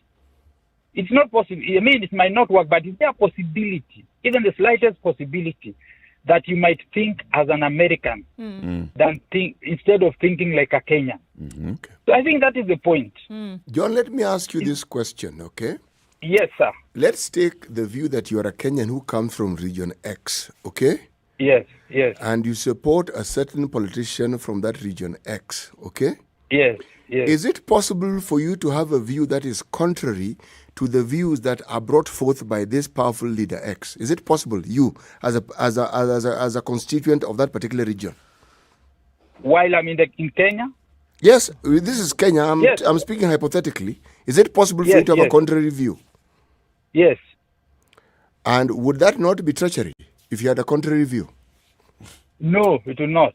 Precisely. So if you can have a contrary view, then would you not say that the converse is also true, that you may actually support that particular person even if you have a contrary view, but because you believe that you need to support a leader from your region, you would support them? But you see, as an ambassador, you have no option of having a contrary view when you go outside there. Actually, you may have a contrary view, but you So have a you're duty. But you have a duty. Yes, you have a duty. You have a duty. So yes, you have a duty, and that is now the point. Is you know, as an ambassador, actually, you're not supposed to think outside what you have been told to do. Actually, that is not entirely true. You're not supposed to operate outside of the duty lines that have been drawn for you. Yes. You have a job to do, and you shall do that job. Yes. You With shall the do best that interest of the country that sent of you. their country. So the fear is, if you are a citizen of another country, is there a possibility that You may citizenship have dual allegiance. influence? Yes. Yes, influence the your possibility exists, but I'm arguing that is it not also true that the complete opposite of what we're saying can also exist? That somebody can actually have dual citizenship and yet be loyal to the country that has appointed them? What would you rather? Would you not rather have that completely well ring-fenced? The reason why... Same way we are saying a military officer, you can go and fight in a certain war, but if you hold dual citizenship, then we do not want to question where your loyalty lies. We don't want to start imagining that there's a possibility that you can even think of other, because you know as they say, when you are making a constitution, you make it with the worst case scenario in mind. So here, I think we missed it. This is one of the things that could have been put in. It could have been put in black and white that as an ambassador or a high commissioner, you are not supposed to have dual citizenship. Yeah. So thank you. Thank you very much. Thank you very much, John. Let's hear from Anthony in Kisumu. Good morning, Anthony. Good morning, Eric, City, and Do. Good morning. Morning to you. I like the analogies of power that Zachary gave. Mm-hmm. I want to take a simple one to distinguish between state officer and public officers. Everybody who works for the government is a public officer. A friend of mine once told me that public officers only take one oath. It's called the oath of office. And the state officers take two oaths. I'll give an example of police. When they train in Kiganjo, there's that thing they shout after the parade. Yes. Hapa ya kwamba and all that. Yeah. So even the IG, I think, took that when he was a police constable. At the IG level, he takes another oath that makes him now a state officer. So the police officer on the ground, on traffic roundabout, that's a public officer. The IG is a state officer. Okay. Coming to the ambassador thing, I don't know if they take two oaths or they take one. If you look even the governor, a chief officer appointed in the county government takes one oath when being appointed after being vetted by the assembly. The governor takes two. On the inauguration, there's an oath that he takes as the governor, and then there's another one that he takes as a state officer. I don't know if that applies for ambassadors, so that we can say an ambassadorial position or a high commissioner's position is a state or a public officer's job. If it is a state officer job, the constitution is very clear. They should not hold dual citizenship. Now, the one we have currently discussing on has got us in a catch-22 situation. We don't know if it's renounceable or irrenounceable. I'm told she was born in America, so by virtue of being born in America, you are an American citizen. I'm looking at the to website. Kenyan parents. I'm looking at the U.S. government website, usa.gov. renounce or lose your U.S. citizenship. It says you will no longer be an American citizen if you voluntarily give up or renounce your U.S. citizenship. So there's an option to voluntarily do that. Yes. And you can also lose it. You can lose it in specific cases. For example, they say, if you apply for citizenship in a foreign country with the intention of giving up your U.S. citizenship, you will lose American citizenship. If you commit an act of treason against the U.S., you will lose American citizenship. If you enter military service in a foreign country under certain conditions, you will lose, not even apply, you will lose. If you run for public office in a foreign country, you will lose. But the first paragraph there is you will no longer be an American citizen if you voluntarily give up your U.S. citizenship. Now, the last part you said, she's applied for public service in Kenya. Then that probably she could have already lost the U.S. citizenship. But the point of the matter is, as you said earlier on, Eric, it's about the process. Assume now we have a governor of Central Bank whom we just find that has been appointed. No parliament, no nothing. Has been appointed because the president has the power to appoint. How will we go? If you have an IG who has just been appointed without even the due process, we're setting a bad precedent because probably the current leadership is good. Yeah. What if you have a dictator after maybe 2022? That actually Somebody is will just now be saying... That is my contention. Leveraging on this. It was done and it's nothing new. And I think in law there's something they say case law. Whenever judges make ruling, they refer to previous rulings. In governance, I think also there is comparison of previous best practices and benchmarking on other. So what if they say the president in 2020 appointed without completing the process of approval of parliament? As much as we might take the parliament to be the devil, it is, let me be the devil's advocate. It's an institution that has to be held in high esteem, just like the executive, just like the judiciary, because they are the three key arms of government we have. Now, if one reneges and looks down upon the other, it might not sound so good or good now, but 5 years from now, if Anthony from Kisumu is now the president, I think even the court won't be followed, the judiciary won't have anything. That is your pledge. Anthony, we hear you. Thank you. Thank you very much, Anthony. So let's hear from... follow the process. Have a good day. Thank you. Let's hear from our friend Ed Gitonga in Nyeri. Ed, good morning. Hey, how are you guys? Huh? Hey, Ed, good morning. Hey, it's been long. Hey, now, Eric, correction, I'm not in Nyeri. Where are you? I'm on transit always. I did a sales company, and we've been traveling. Actually, there's a time I wanted to go to Facebook and text you up and ask you to send me your broad, your frequencies that is in countrywide, because at times I'm in Kisumu. At times in Kakamega. Like right now, I'm in Nyahururu on my way to Naivasha. Okay. So it should be Ed Gitonga on transit, not from Nyeri. Ed Gitonga on transit in Nyahururu on the way to Naivasha. 96.0 is the 96.0 is the Nakuru frequency and its environs. When you go to Kisumu next, it's 102.5. And the next time, if you go beyond that and go towards Eldoret, it will be 96.7. All right. In Mombasa, it's 87.9. And when you go to Malindi, just tune into 97.7. Of course, you know your frequency in Nyeri. It is 90.9. Yes, and Nairobi, when you come to Nairobi, it's 94.4. Oh, yeah, no, I've been a little bit feeling like I'm in the desert because, Buana. But you can also catch our live stream on YouTube and Facebook and Twitter. Yes, we live stream every morning. That at times. Yes. How have you been anyway? We're good, and it's good to have you on air. Just keep it right here because we want to say goodbye to our audience on KTN Home and ask them you can switch on to any of those radio frequencies around the country, and also you can watch us on Spice FM KE, on YouTube, on Facebook and Twitter. We're glad to be on KTN Home every weekday morning, 7 a.m. to 9 a.m. This show is on air every day, every weekday morning from 6 a.m. to 10 a.m. on Spice FM. See you again on Monday, KTN Home, but you can tune in to Spice FM.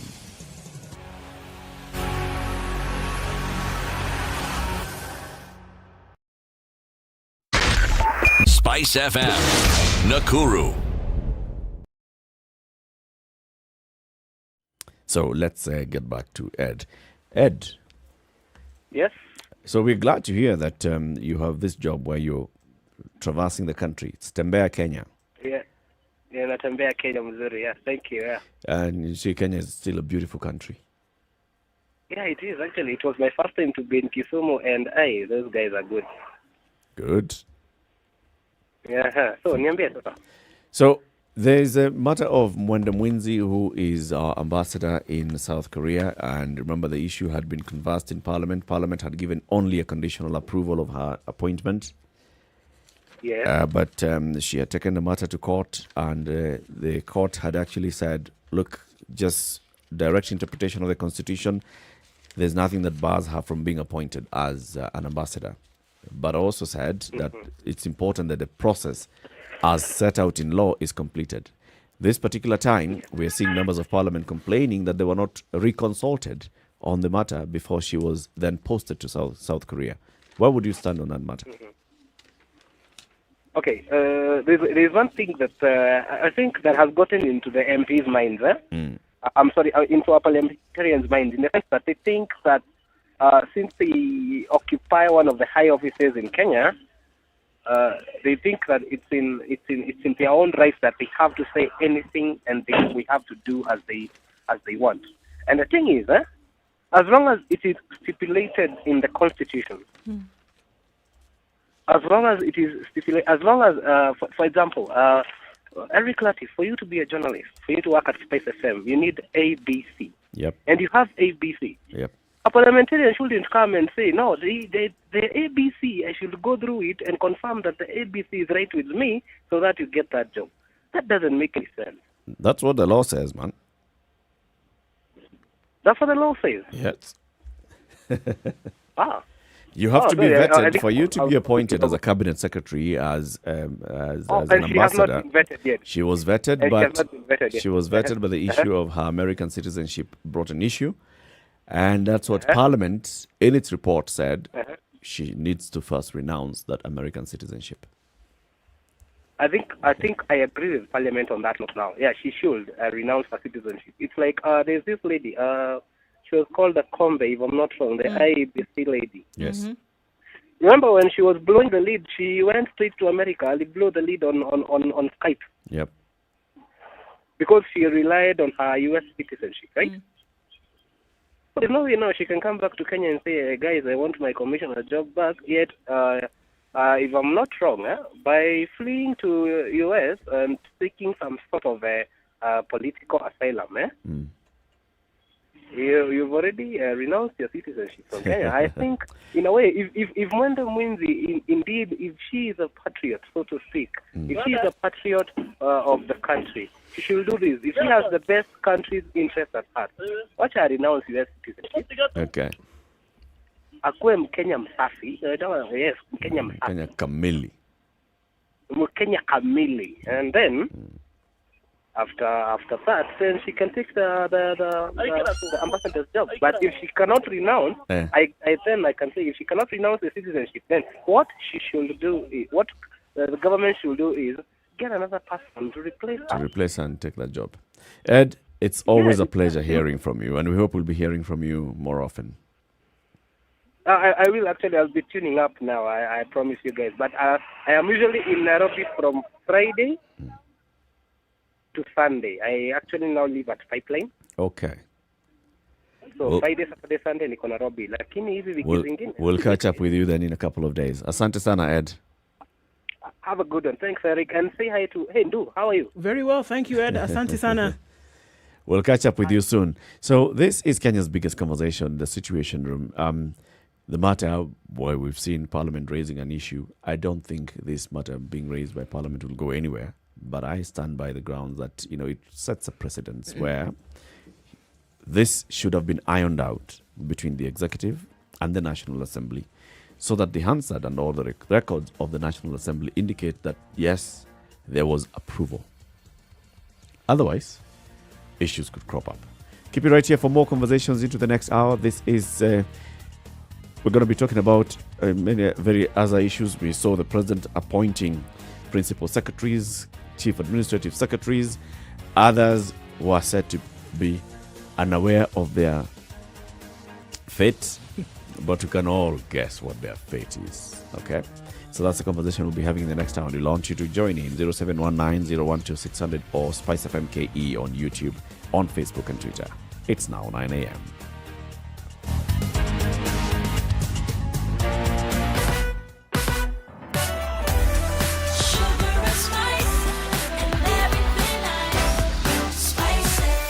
Spice up your life. 94.4 Spice FM, Nairobi.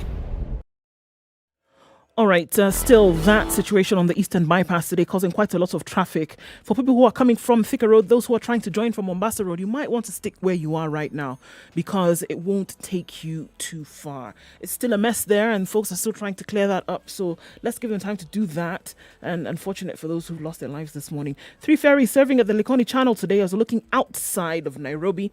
Remember, ferry toll charges are via M-Pesa. So this creates a little bit of traffic, but I think folks are getting used to it now, so it shouldn't be causing too much of traffic in the coming days. Mombasa Road is clogged outbound into the CBD.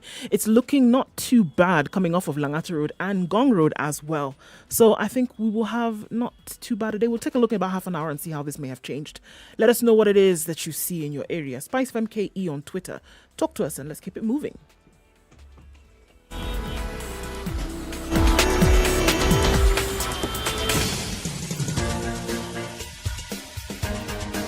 This is The Situation Room, the home of hard-hitting political commentary and penetrating insights about the state of the nation. This is a talk radio experience like no other. The Situation Room, a place for hard truths, debates, and elevated conversations. The Situation Room, witty, political, engaging, deep, controversial. In the room, we have C.T. Muga, researcher, academic, seasoned political observer, a fountain of wisdom in these politically uncertain times. Ndu Oko, Nigerian by birth, Kenyan by choice, communications expert, Pan-Africanist, a truth seeker and believer in people power, and Eric Latif, agent provocateur, the man in the chair, seasoned journalist, news hound, a man who believes in punching up, not down.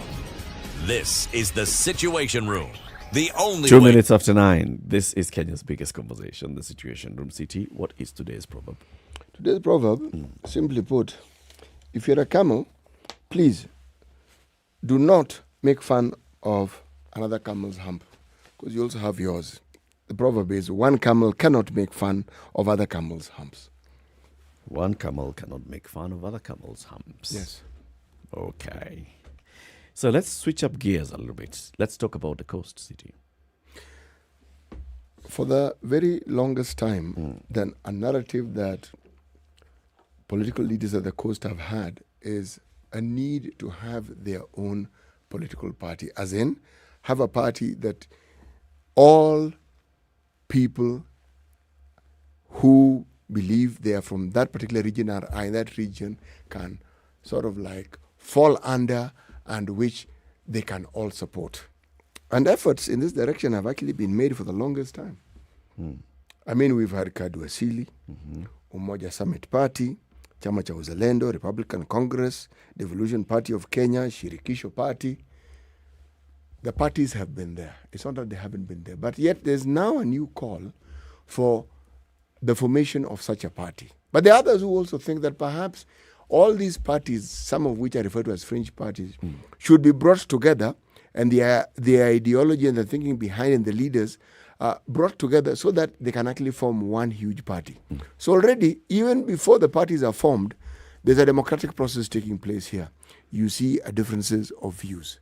And of course, in this discussion, there's always been ODM, right at the eye of the storm, and that this is an upcountry party. Now, behind the idea of having a coastal party has been that people from upcountry, Watu wa Bara, have dominated the coastal political scene for the longest time. And it's against... Political scene? Yes. Wow. With their party. Okay. Yes.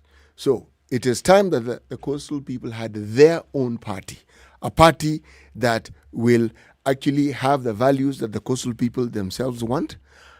A party that will further the interest and the cause that the coastal people want. But even as we say these things, you must remember that when you talk of the coast, generally speaking, you have what you call upper and lower. Upper, Taita and Taveta regions. Lower, you're talking about Kwale. You are talking about Kilifi. You are talking about Tana River. Okay?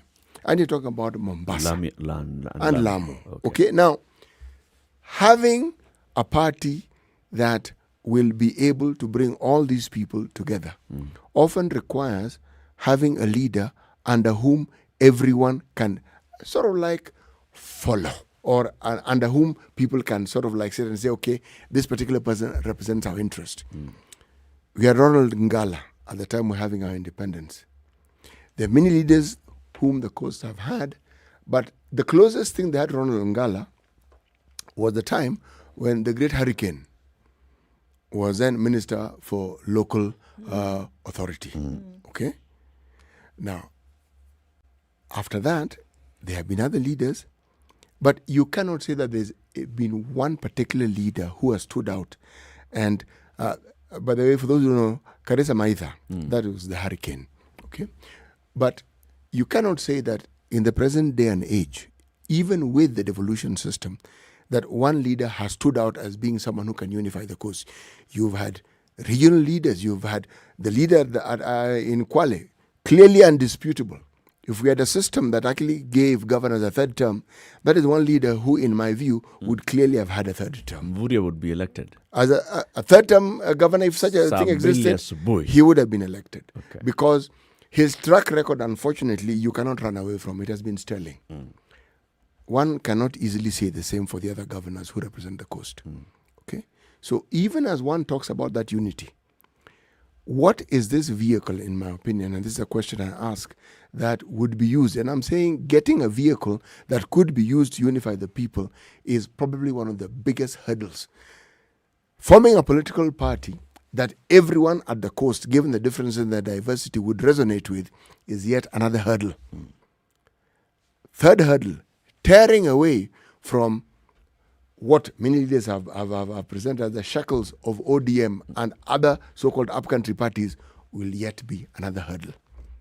So, as we talk about unity and as we talk about forming a coastal political party, or a party that everybody can sort of like fall into and follow through,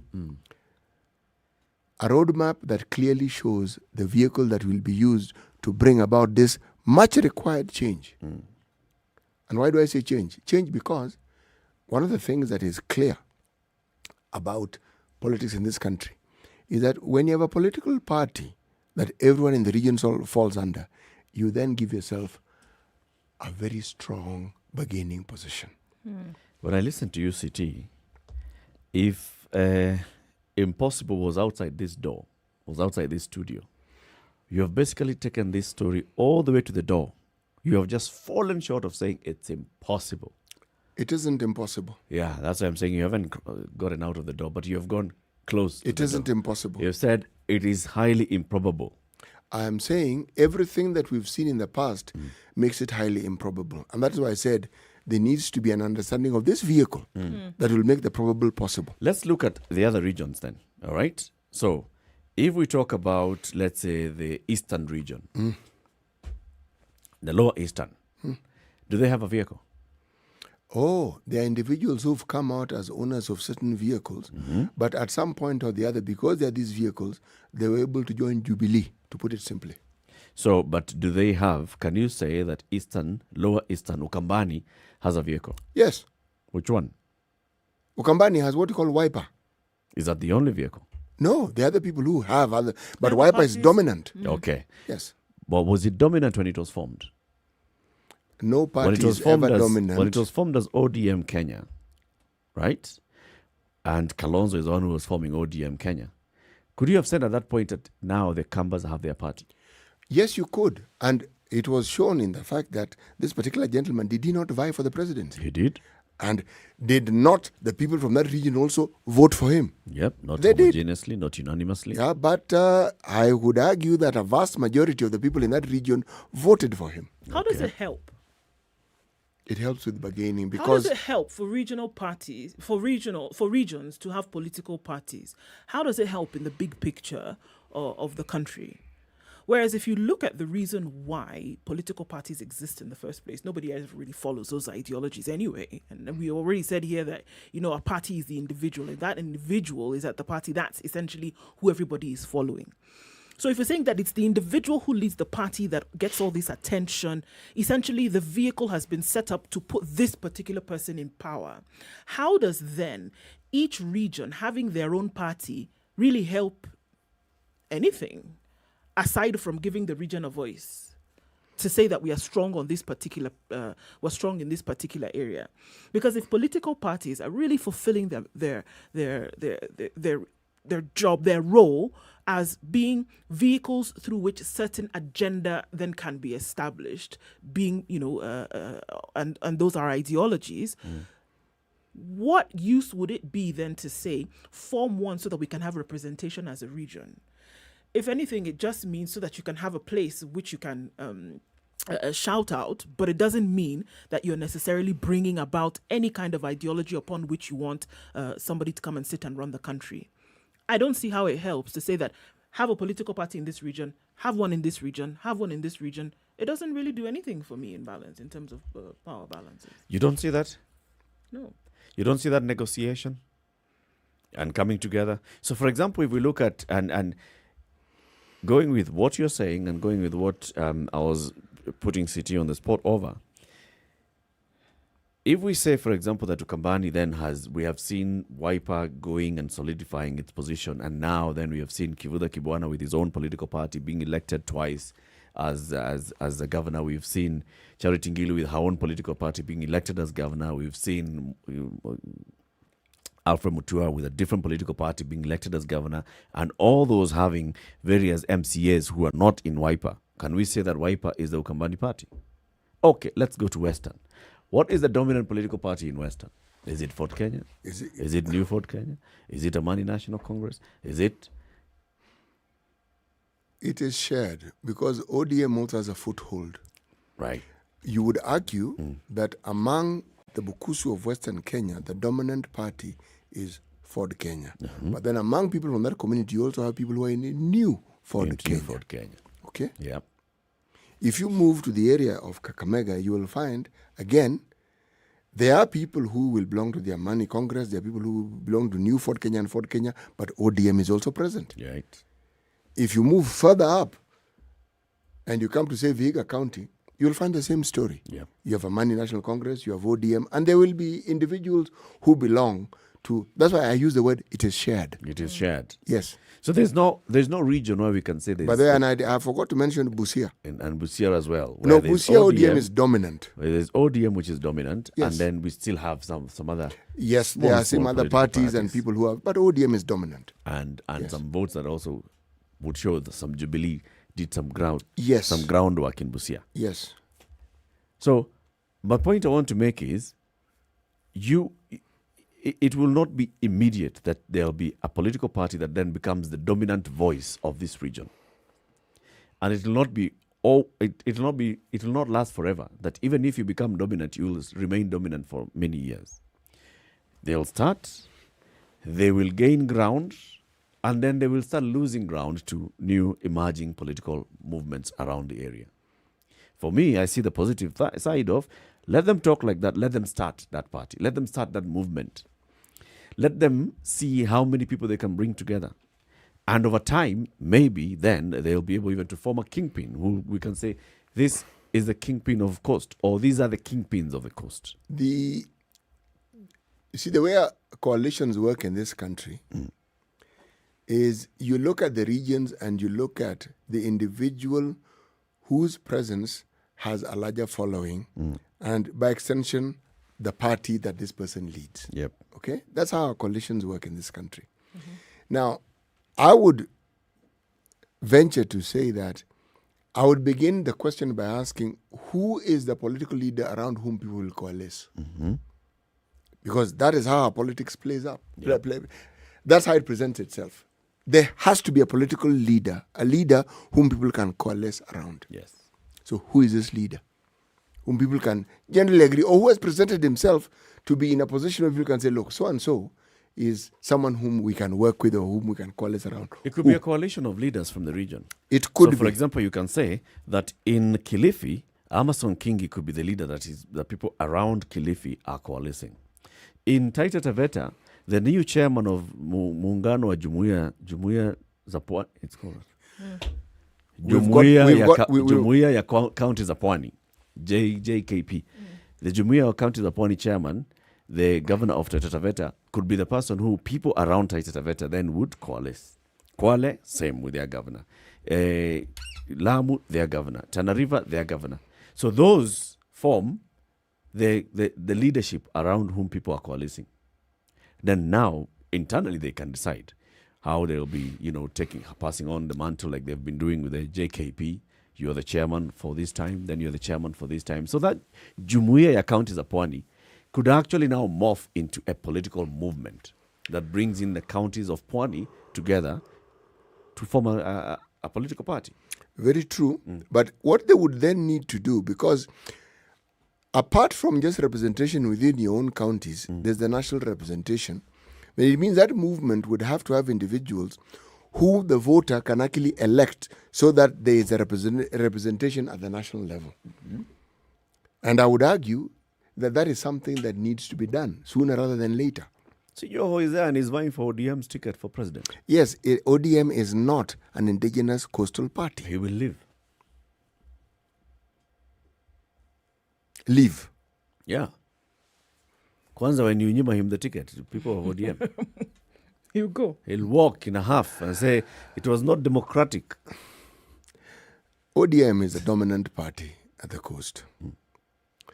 And it's a position that's being challenged by the DP's group. Again, that is the beauty of democracy. People get to understand that there is a viable option that they can choose. But there's a third option, and this third option is supposed to be indigenous. And what you're saying, Jumuiya County za Pwani, is a good start.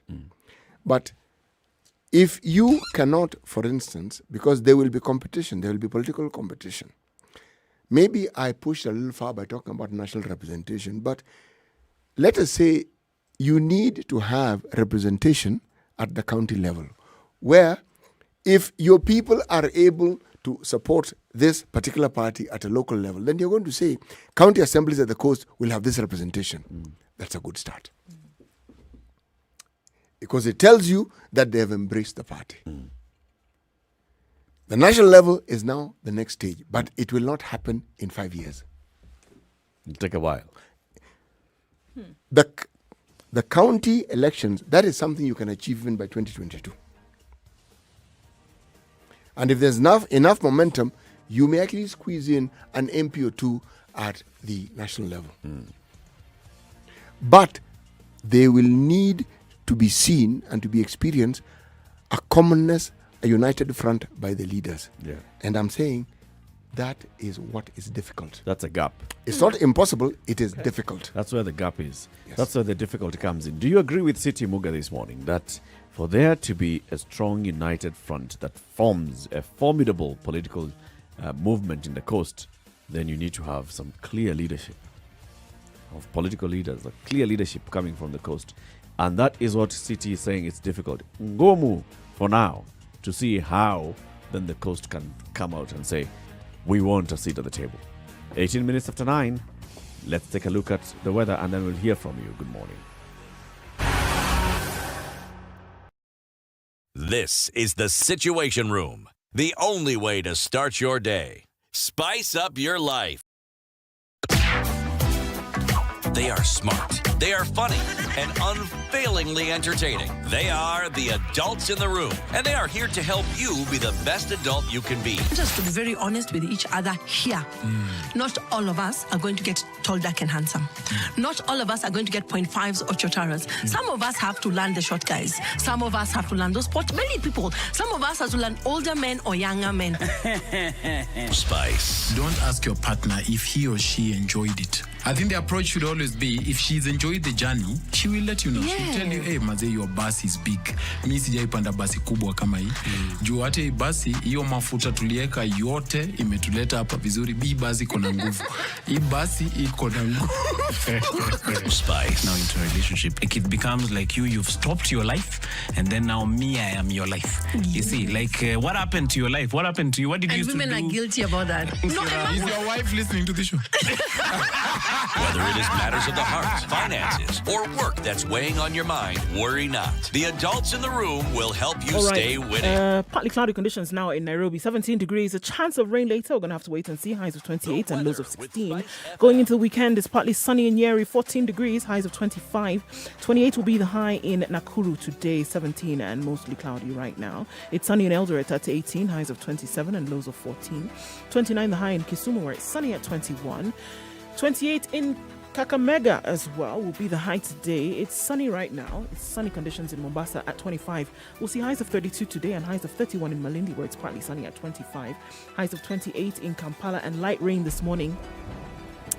Looking at mostly cloudy conditions in Dar es Salaam through the day.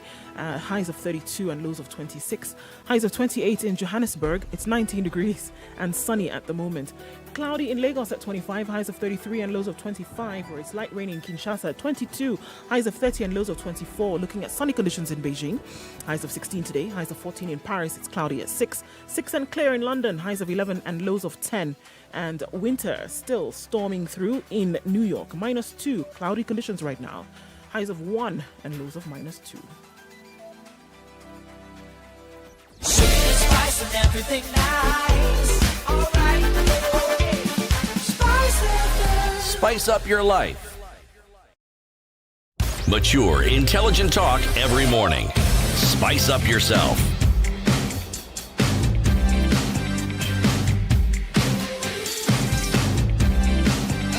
Mornings done right. 94.4 Spice FM, Nairobi. Okay. I had stood up to stretch. So here we go. 21 minutes after 9. This is Kenya's biggest conversation. We want to hear from you now on 0719-012-600. Is it as difficult as C.T. Muga is saying for the emergence of a kingpin, first of all, a political kingpin in the coast, and then who can galvanize people around them to form this major political movement that is going to be a coastal party? Anthony in Mombasa, good morning. Good morning, Munged. How are you? Mzuri. Since you're talking about coast, yeah, you had to weigh in on this one. I felt I have to weigh in on it. Yes.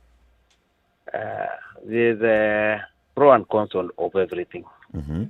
It's good to have a kingpin, and a kingpin will not come without a party. But these regional parties, I'm against them.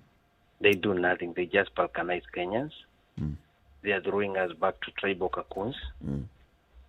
And it's not helping us in any way. They don't deliver anything.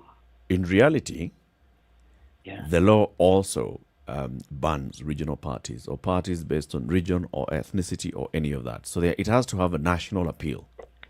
Yes, it will, but eventually... It is just the same way Wiper is a national party. But it seemed to come from Bukambani. Supposedly. Yeah, so ukiangalia unapata hata whatever happens in that chama is almost tribal. So unapata hii kitu. What we need in Kenya is a national leader. A leader who will not tell us that BPI is favoring this region, is favoring another region. A leader who will start firm to give equality to all Kenyans. But someone who is telling us already that that's where we are failing. Having leaders who are telling us we are doing a constitutional amendment which is favoring a certain region more. That is where we go it wrong. Because I come from Central Province.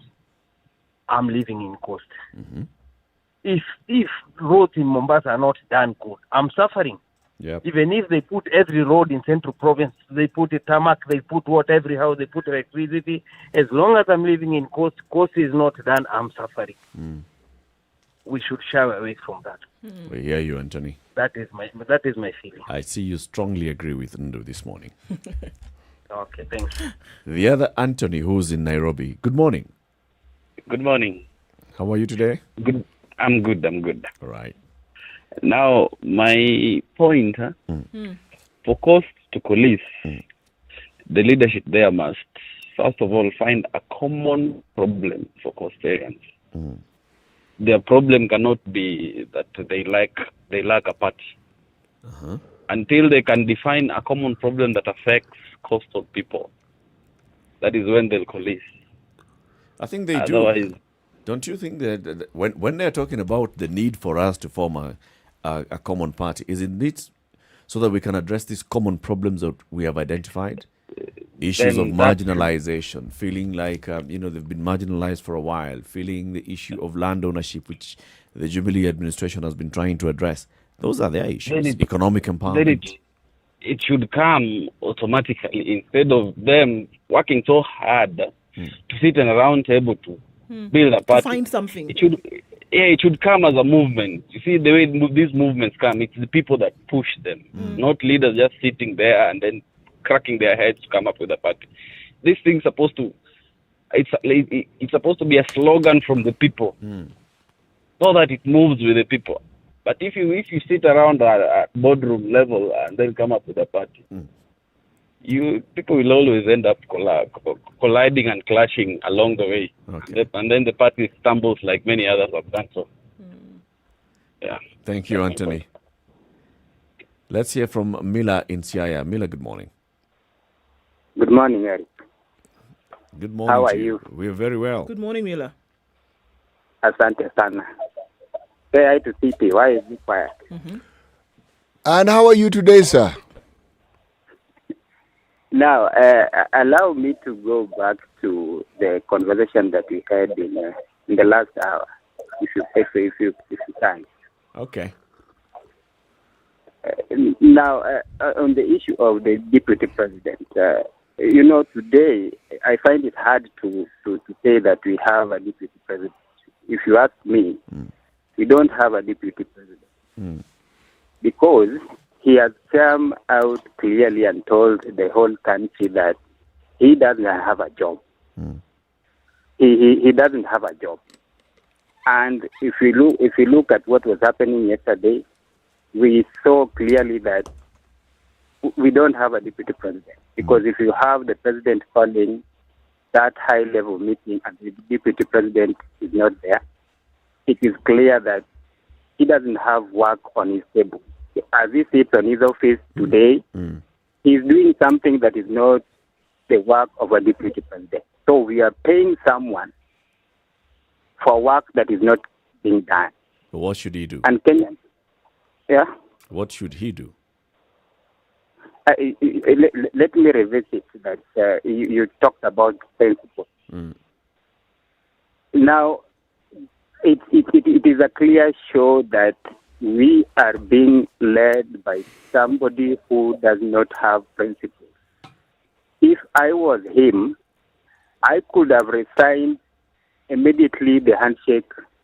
I saw the handshake. But this is somebody who has been earning salaries without work.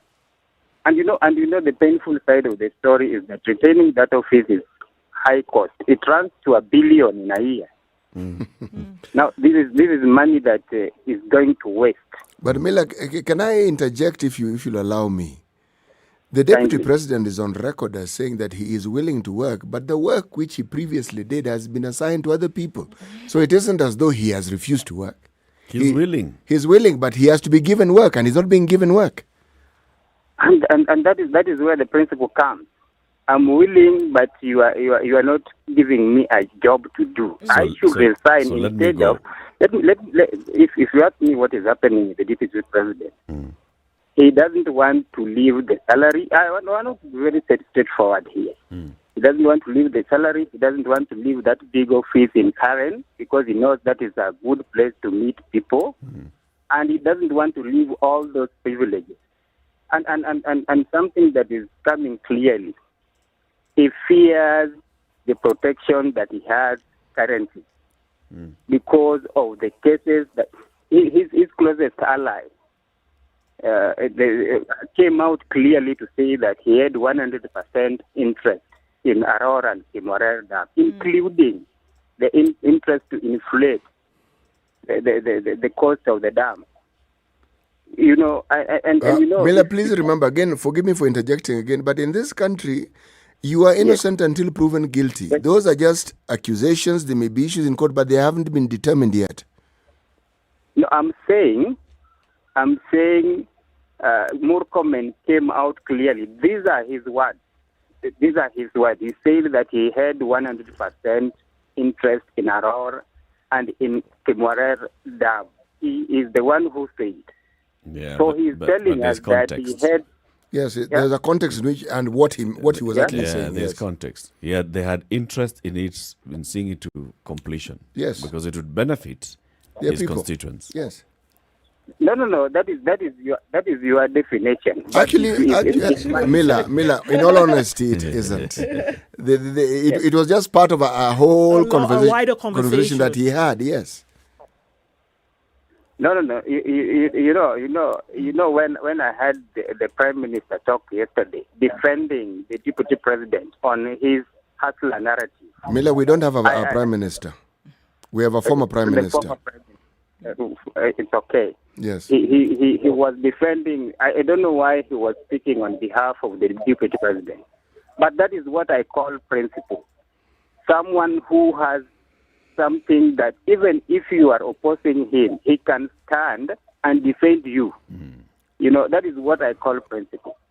And let me go. Let me talk about and I want to reiterate that currently we are paying someone and that is something that we have seen in Kenya, where we pay ghost workers, people who does not do the job, but we are paying them.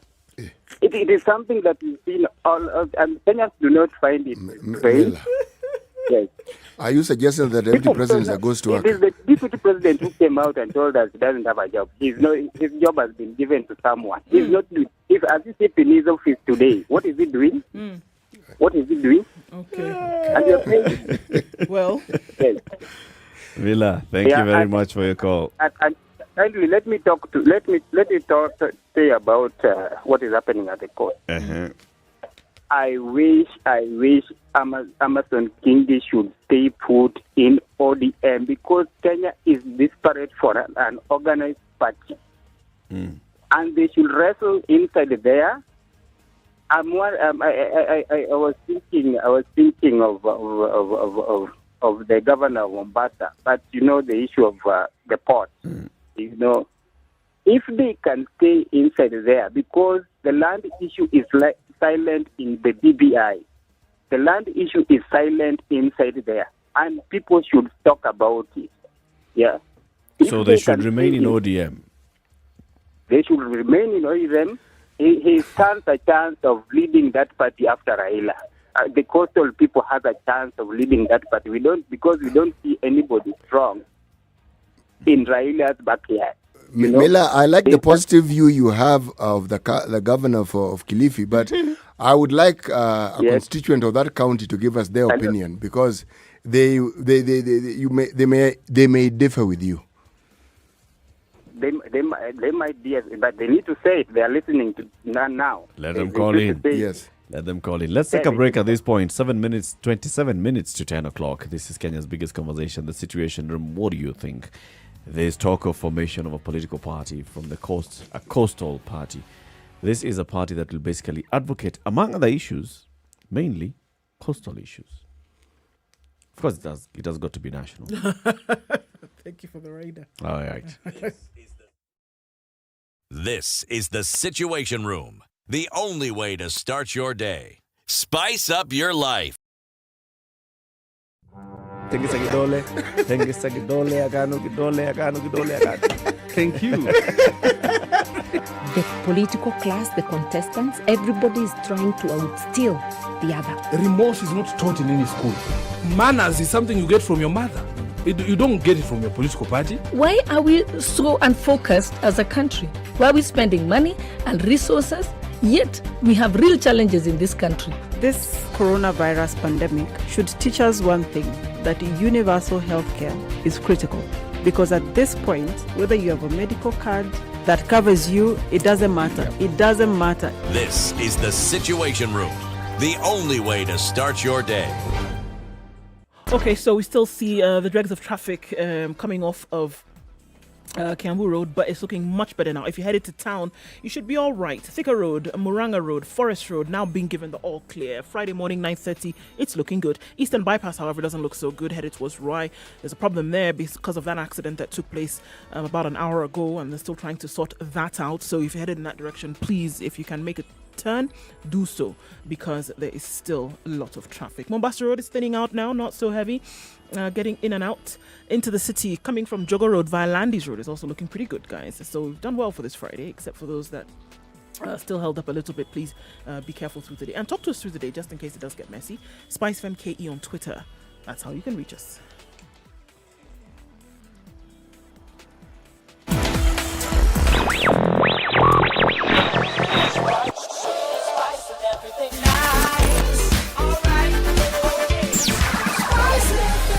Spice up your life. Mature, intelligent talk every morning. Spice up yourself.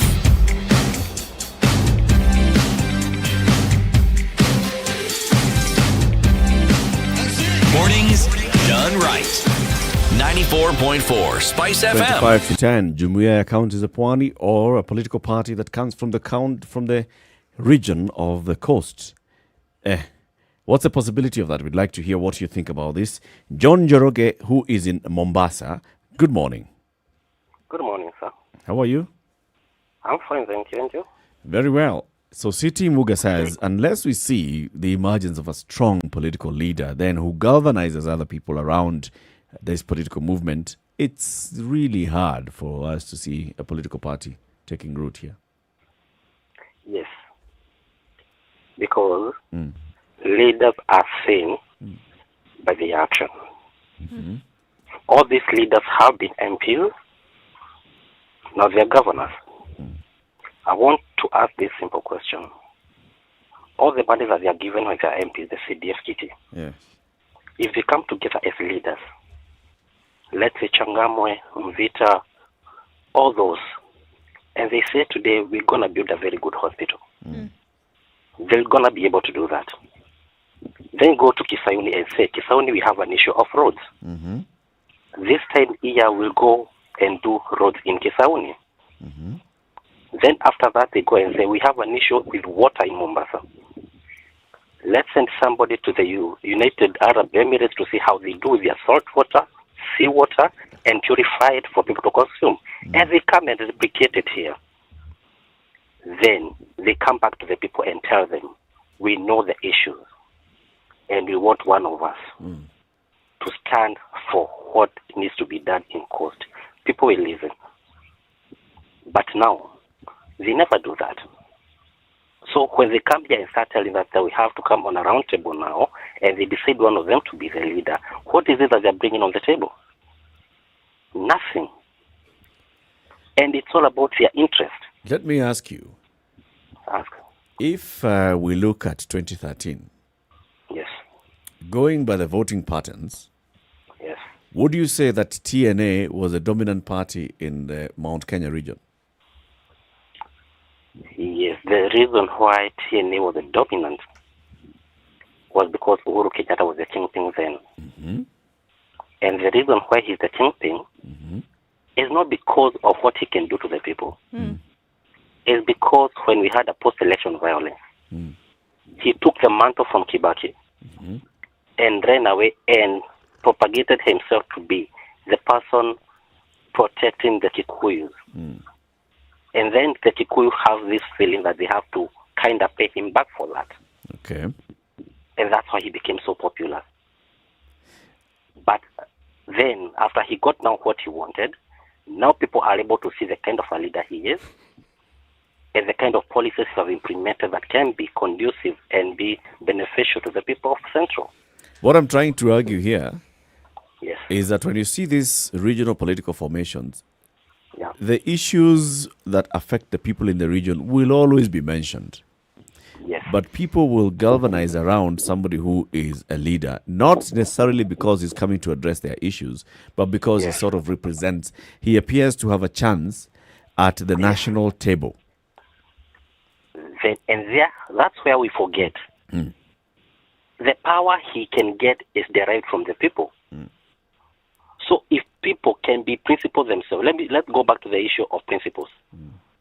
We want a person to be principled, but we never ask ourselves as people, are we principled ourselves? Let's go back to Katanga. The MP then, Kenneth, did a lot of good things. But when it came to the national politics, what did we do? You get? We have a very good leader who is very principled, Martha Karua. Martha Karua tries to play against the grain. Do we ever listen to her? No. We were told this constitution had issue with having so many people and the wage bill will go up. We never listened. We are having issue paying MPs. We are having issue paying MCs. All the recurrent expenditure is paying for those guys. Then we have a document here saying that we need to add more for fair representation. And let me ask you this question. The reason why we fight is because of the leaders themselves. So they can come back and tell us they have a document which will make us not fight again when they are the people who make us fight.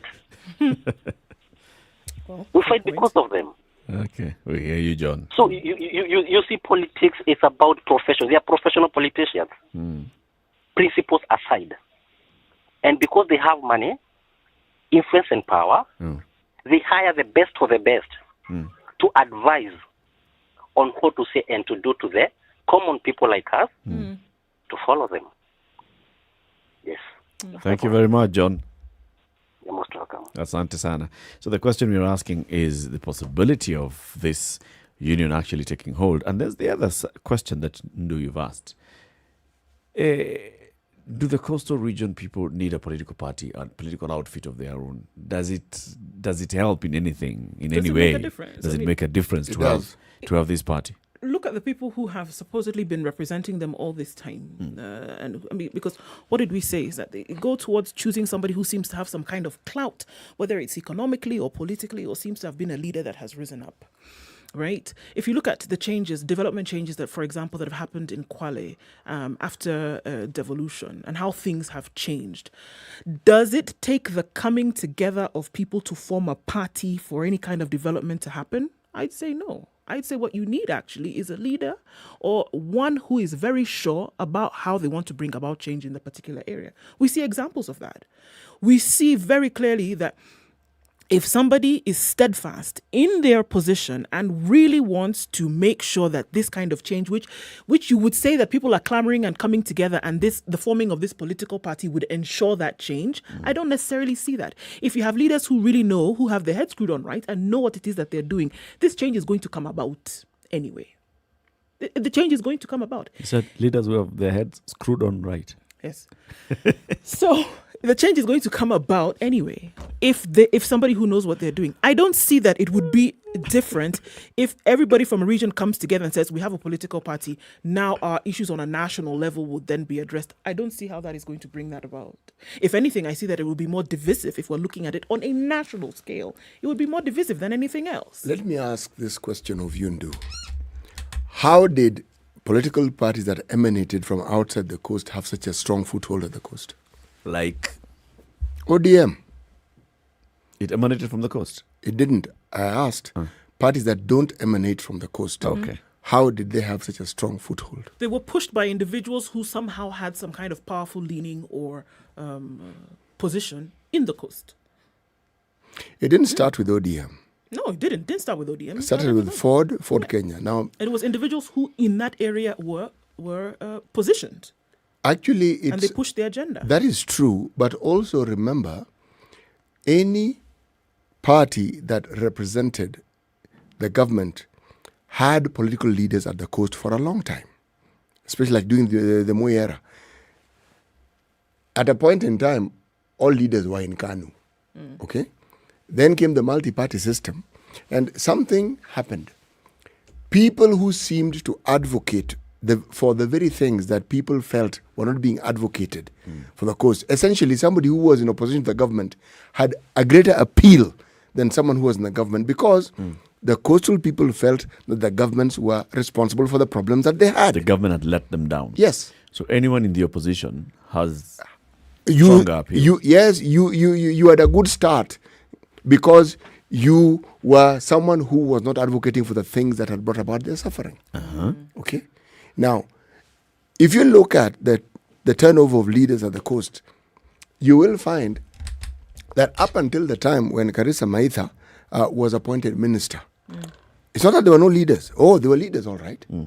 But it's a question of whether you feel that this person will actually advocate for your problems, whether this person is strong enough to actually bring your issues to the big table. It's not a question of their being there. Long before Karisa Maitha, there were ministers from the coast. Yep. And not one or two, there were many. Yep. But the feeling that they would do what the coastal people felt they would do wasn't there.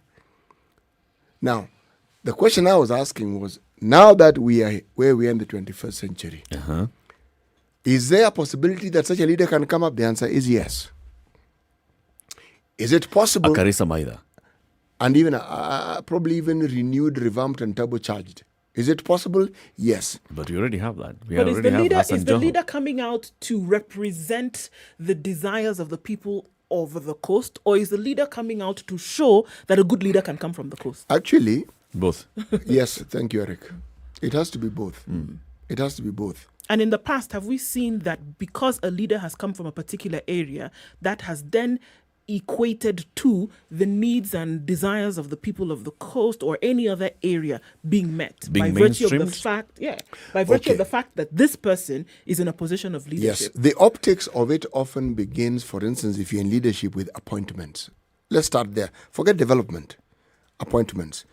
If someone who comes from a certain region is appointed, the appointing authority does that with the knowledge that the people of that region will feel that the government is looking after their interest. The optics of it. There are those who will argue and say it's not the case. I'm saying it is actually the case. That's how our politics works. But if someone has a track record, case in point, the governor of Kwale, whose development track record is exemplary, right? Yes, such a person, in my opinion, would have a stronger voice. But will that person be accepted in the other regions of the coast? See, this again is the other discussion. And what then would he need to do to be an acceptable voice? The acceptable voice. Yes. In the other. Yes.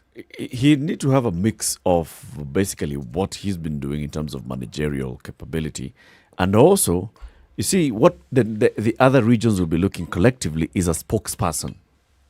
That is somebody who is vocal, somebody who is not shaken when they are talking about the issues that affect the people.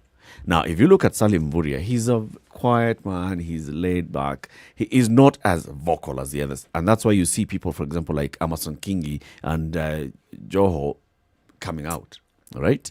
Or people like Samboja now coming, because they are more vocal and they can lift a finger and say, sisi tunasema heavy. In fact, you even forget that Tana River has a governor and that Lamu has a governor. Yes. Because you don't actually get to hear them speak. Perhaps the question that should be asked is that, is it possible for the people of the coast to move away from looking at leaders as somebody who is able to talk a great deal? Or someone who is able to voice things in a strong voice. Speak strongly. Or should they look for someone who clearly does things for them? Convincing them that you can do things for them also. Without talking about it. Let's take a break and let's pick your calls. 0719-012-600. Does the coastal region need its own political outfit? Should regions have unique political parties for better negotiations at the national level? 12 minutes to 10. We'd like to hear from you. Good morning. This is the Situation Room. The only way to start your day. Spice FM. Nakuru. Chilled Spice.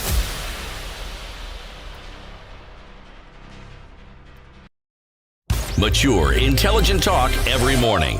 Spice up yourself.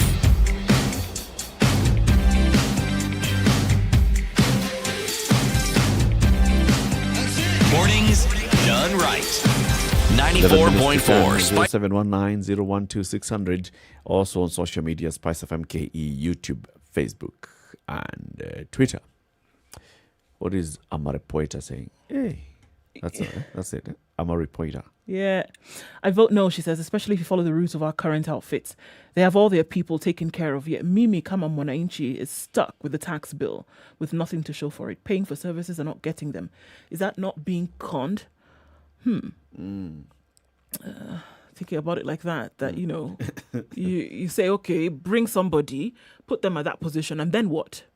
What really happens? And that's what I'm saying, that have we seen that it has a direct benefit on the issues people are saying? Okay, give an example of what people in Mombasa have been crying about. Titi has told us about this for the longest time. There's no water running in Mombasa. Infrastructure is dilapidated. We have businessmen trying to put up proper real estate for people to live in. For years, if anything, it seems to have been retrogressive development. It hasn't happened all this time. So now you say, okay, somebody who is from our area in a political party then would be able to help us push for these needs. Have we seen it happen? With the examples that we have we seen it happen? On the other hand, if you have one individual who is governor, for example, Mvurya, and I keep giving this example of the quality that you saw 10 years ago and the quality that you see today. When you see one and says, okay, it's not necessarily because of that I'm from here, but I want to actually see development happen in this place and follow it up and do it. Would it make a difference if this person was at the national level? With the one that you do now, do it here and see it through. Yeah, we have people doing it at the local level. Now we want it also to be supported at the national level. So that you can select an individual at the top. Yes. John is in Mombasa. Good morning. Good morning to you, Eric. How are you today? Very fine. Now, how are you, CT? I'm very well, thank you, sir. And how are you? Very fine. I want to add something on top of Mvurya. Now, I've been in politics in Mombasa. I vied in 2013 and I vied in 2017. What seat? The MCA seat. Okay. I did under TNA and Jubilee government. Okay. Leadership in Mombasa, these leaders who are trying to form these parties, they are not productive. Yeah. Because if you compare Mvurya is soft spoken, but Hapayuki. You get me? Yeah. If Mvurya was the one who's to come up with this idea, I believe most coastarians would agree and watamunga mkono. Because when you see who originated this idea of a coastal political party? These are the reasons like Kinajoho, Kingi. But now, when you look at Kilifi, people in Kilifi are having problems, and it's not sorting their problems. So, if leaders like Akina Mvurya would come in, I believe most coastarians would agree, and they have no problem forming that party. Are you suggesting that the people who are fronting this coastal party would not garner the same sort of support that someone like Mvurya would? No. Let me give you an example. I was vying in Nyeri. Yes. I was vying in Nyeri in a ward called Ziolangombe. Ziolangombe has been made a dam site. True. And as a governor, he's supposed to come and oversee that and give us a way forward. Yeah. People in like Ziolangombe are having problems with title deeds. You're not sorting those issues. Drainage system is a problem. Then now you come back and tell us that you're the one who's going to lead us with a new party for the coastarians. Yeah. How? When you go to Kilifi, we have problems on land. You yourself as an investor can go to Kilifi and buy land. But believe me or not, squatters are going to come into your land. And that is not helping the investor. And there are so many people who are willing to invest there.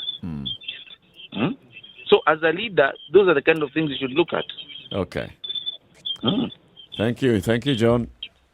Okay. Thanks, John. 0719-012-600. We'd like to know what you think. Does the Kenyan Coast region require its own or need its own political party? Fumo Liongo says... It has to be both the lead... Coast, it has to be both the leader and, yes, a party that will strongly politically advocate for the unique challenges of this region. So, a leader and a party combined is what is going to help here. Okay, go back to the phone lines. Jadid in Mombasa, good morning. Yes, good morning, Eric. How are you? I'm very well, fine, thank you. My name is Jadid. I'm calling from Mombasa. Yeah, I think when you talk about leadership in Mombasa or along the coastal strip, we now have a leader, and that is Hassan Joho. These issues of productivity do not hold. Kwa sababu tukisema kwamba we are going to elect a leader based on productivity, nitakuuliza kwa mfano, what has Raila done for Lang'ata all this time? Kwa nini Raila anakubaliwa kuwa kiongozi sehemu zingine wa kitaifa?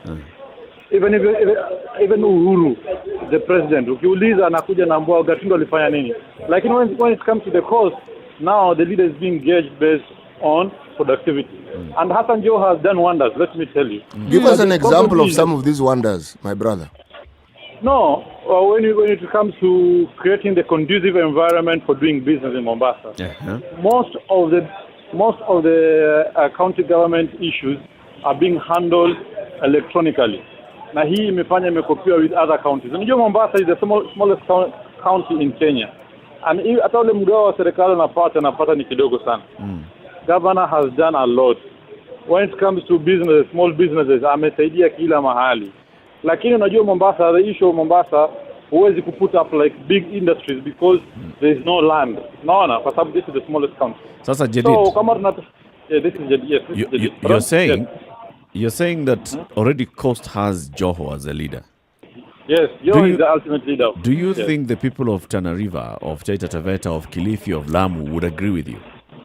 Yes, angalia, when the governor visits other counties in the coastal strip, just look at the people who are wanavomkubali, wanavomkaribisha. Juzi alikuwa Tana River, juzi tena alienda Lamu, akirudi hata huku Kwale. Lakini these other leaders hawawezi kupata the reception which the governor anapata. So, we are not beating around the bush this time. We are going with the governor, Liwalo na Liwe. He's the one we are fronting from the coast. As one political party? No. Even other political party. Atabakia kwa ODM. He will still be in ODM. Okay. But would that not be remaining in a party whose leader, as you say, has done nothing and yet is still the leader? No. The thing is, I was countering the version whereby the governor is being gauged on the issue of mambo ya garbage, performance and track performance. Yes, he has done every person, every governor has his own performance track. Okay. So we cannot just pick. Pick some issues then tunamwekea governor. Na ukiangalia some of the people who wanasema wanaongea on behalf of like Mombasa, ukiangalia these are political failures. Ni watu ambao hawaja win even a single seat. And I can tell you ataka simama mara 100, he can't win even a single seat. So the governor hawezi. Thank you, politics, Jadid. My brother. Thank you, Jadid. Have a lovely weekend. Thank you too. Thank you, Jadid. So the issue of the coast, let's see how it unfolds, man. We'll always keep saying these conversations that we have, conversations must be had, and conversation continues. CT, the weekend proverb. One camel cannot make fun of the other camel's hump. Yes. Because they both have a hump. See, one failure and cannot make fun Jadid of does another have a leg. point, really, because if you're talking about politics, the truth of the matter is that optics often matter more than anything else that you may speak of. Sure. You can talk development all you want. Optics, as to what the person represents, it'll trump even track records. That is what actually counts. Yes. That is what matters. And what is this that will influence the optics? If not track record? Believe me. Noise, decibel. we have developed, we are developing, we will develop. Na sisi tutapigania.